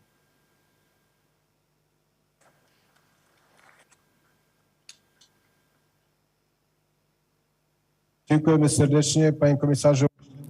Thank you very much, Mr. Commissioner. And thank you very much for the solidarity throughout the Carpathian region and Europe toward Ukraine. You have raised a good theme of cooperation for the future. Now I would like to invite Mr. Jan Chudacki, Honorary Consul of Poland in Prešov.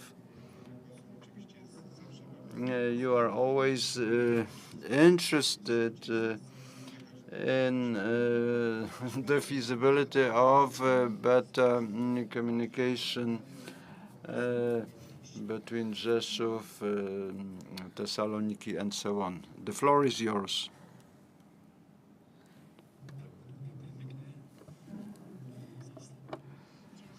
Thank you very much. Thank you for giving me the floor. I would like to start by thanking the organizers for the opportunity to participate here, and I thank Mr. Marek Kuchciński, who since the very beginning is striving to enable us to develop our cooperation in the region. We are facing today new dangerous challenges, Russian aggression on Ukraine, but also the forthcoming economic recession.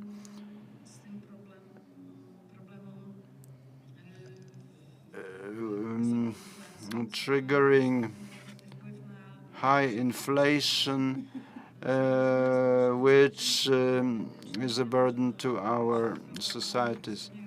We are aware that the Central and Eastern European nations have been and continue to be dependent on Russian energy sources. So we need to seek opportunities to avoid a crisis which is emerging.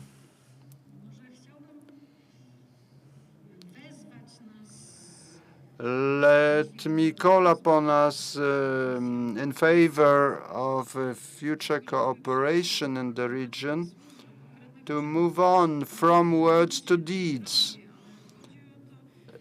The point is to look for opportunities to intensify the cooperation in the region, to make it more competitive, to form a strong economic bloc in the Carpathian region, to be able to compete not only with Western Europe, but globally throughout the world.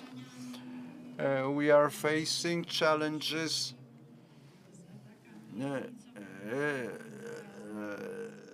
from the left-wing liberal ideology with regards to the traditional family, for example. We have to learn to neutralize these attacks,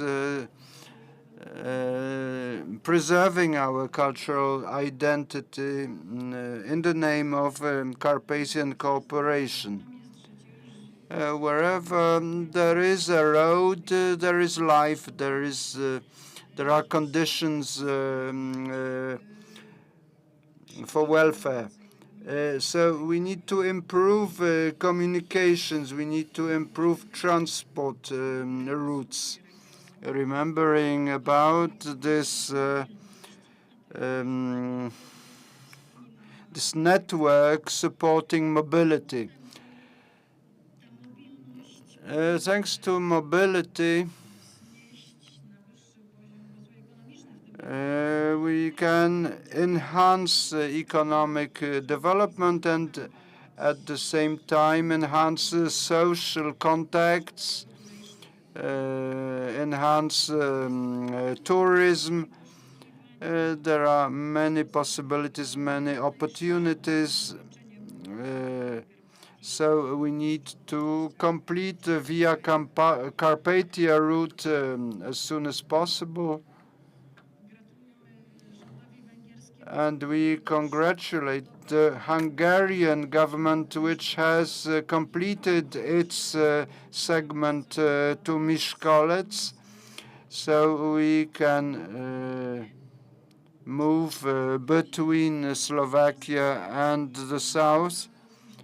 Unfortunately, in Slovakia, we are still delayed. We still need to complete some 40 kilometers of the highway S4.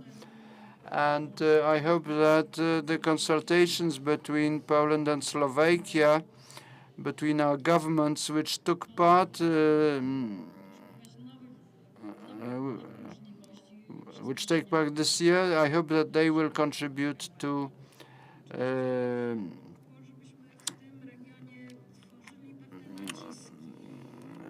complete the highway faster.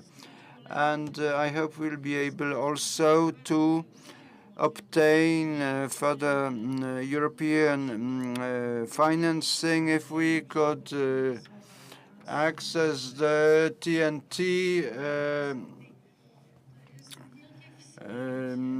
projects, then we could draw on the Connecting Europe facility, helping to complete the S19 in Poland and R4 in Slovakia.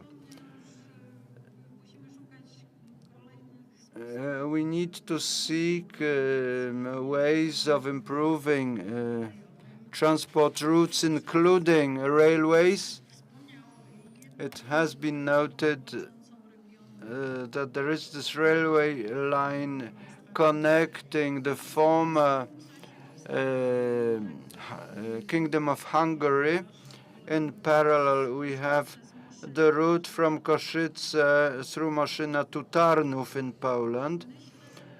And it would be well to revitalize this route, modernizing and rebuilding this railway. This would be an important task for our governments to reconstruct this line, which operated still in the 1980s when one was able to travel from Krakow as far as to Bucharest by railway.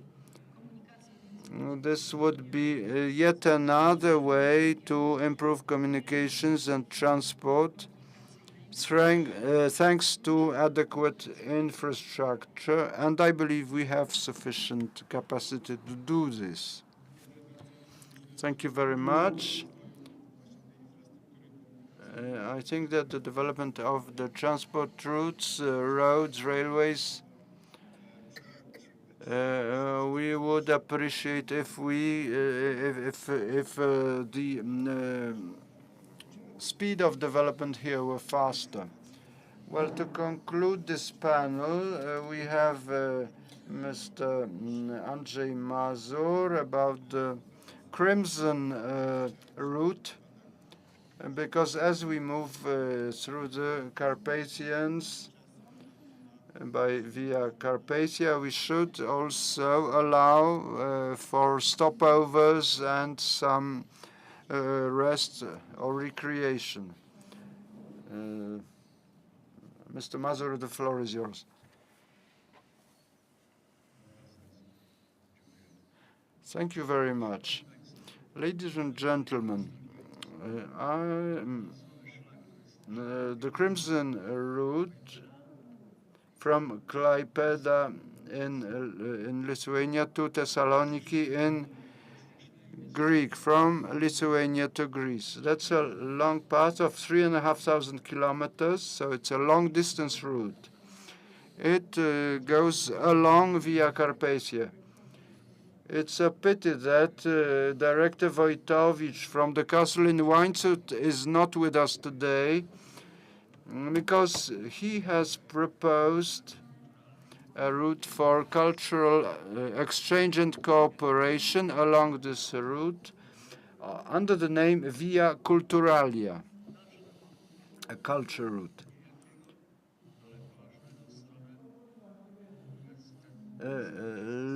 Let me first express appreciation for Thessaloniki University. Before coming here, I checked that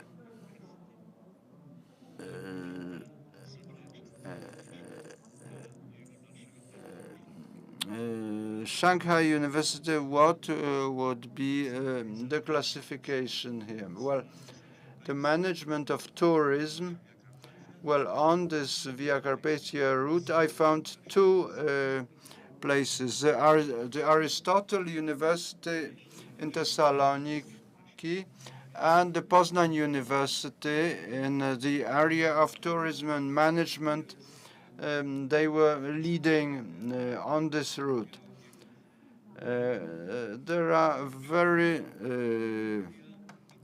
exquisite places of nature, and here we have only two universities, both in the Czech Republic, who are distinguished in this field.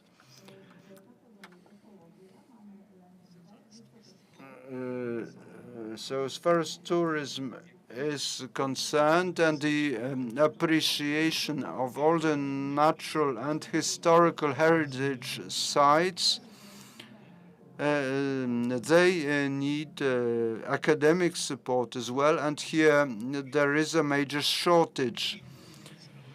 The first publication on this was published by our parliament in 2012. And here you can see the most recent publication of this kind from February 22, where you can find a comparison between this crimson route and European routes for tourism. And I would like to briefly indicate the technical side of the route is described here with internet links. So the first section of this route in Lithuania.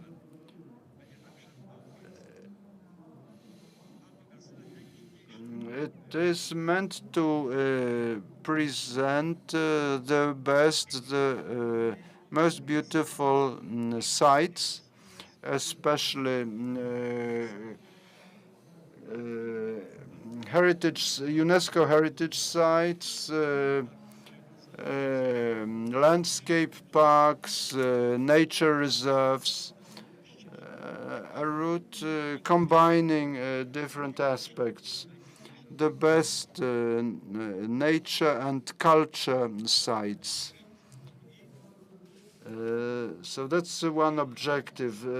Secondly, this route should be accessible to any tourist with an average financial capacity, be it using a car, bike, or whatever. And for tourists of any age. The requirement for any site to be qualified for this route is to have close to the site proper medical care center,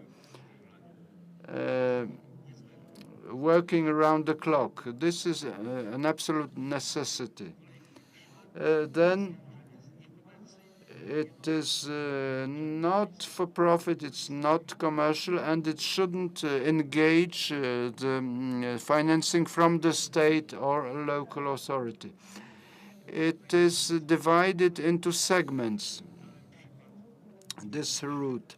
So in my text, I give examples of areas with major accumulation of sites like Suwałki or Przemyśl.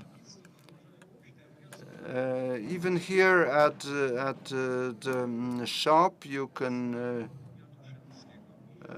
buy the map of a Przemyśl area. On this small area, we have over 100 sites. With the wooden architecture route, with just that alone has over 100 sites. So you could visit the particular segments regardless of the whole route. Currently, we have a map only for Lithuania and Poland. It will, the whole trail will be open once the whole of Via Carpathia is open in 2025. Let me now read for those who haven't seen the map. Let me quote a number of sites. It starts in Klaipėda in Lithuania. Then we have the Płońsk together with the 14th century castle in Kaunas. Then we have Suwałki with the landscape park, the Lake District. That area is a candidate to the UNESCO list.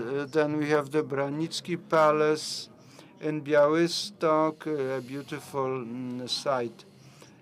Then again, from the UNESCO heritage list, we have the Białowieża forest. We have the mosque there. Then the palace in Kozłówka, a Rococo site, and Polish Renaissance in the old town in Lublin. Going further south, the Renaissance city of Zamość with its marketplace, the ideal Renaissance town. Architects have their own utopias. Again, this is from the UNESCO list. Then the beautiful Łańcut Castle, also a historical heritage site, as well as Krasicin here, which is Renaissance in Italian style. Next, we have the old town of Przemyśl, also a Renaissance town, and the fortress from the second half of the 19th century, and a bastion during World War I. Next, Blizne, 15th century, and Haczów. And this ends, let me show a photograph. In the end is at Thessaloniki under the monument to Alexander the Great, with Olympus mountain in the background. There is also the possibility that we have various accounts of the flood. According to one, it was Noah who survived. There is also an old Sumeric story about the flood, about the personage who saved humanity, but their boat landed on the mountain of Ararat. And according to one of the stories, that boat landed on Olympus, and that's why there are 12 Olympic gods there. So I hope that our route can end there, and successfully. Thank you very much. We have landed in Thessaloniki, where Noah had his stopover, but he might have done that on the Carpathian mountains as well, because they are pretty high. Well, talking about long-term strategies, we also need long-range tourist routes. Well, we have extended our time, so there will be no summary.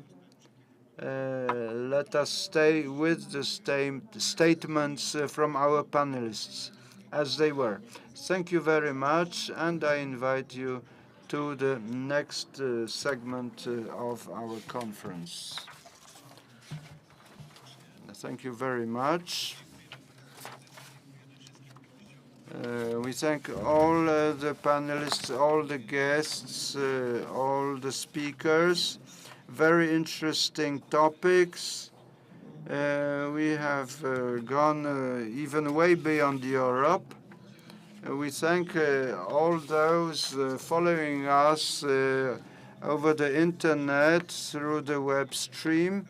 We are approaching the end of of this meeting today, but tomorrow from 9 o'clock we invite all of you, both those online and those physically present, to the first panel tomorrow, the development of transport communications in Central Europe. And at 11 later on, we will lay rest under the historical oak tree to commemorate the birthplace of Cardinal Sapieha. I invite you to pick up our brochures, which are available by the entry desk, and I invite you to visit and to enjoy the site of Krasichin. Thank you very much.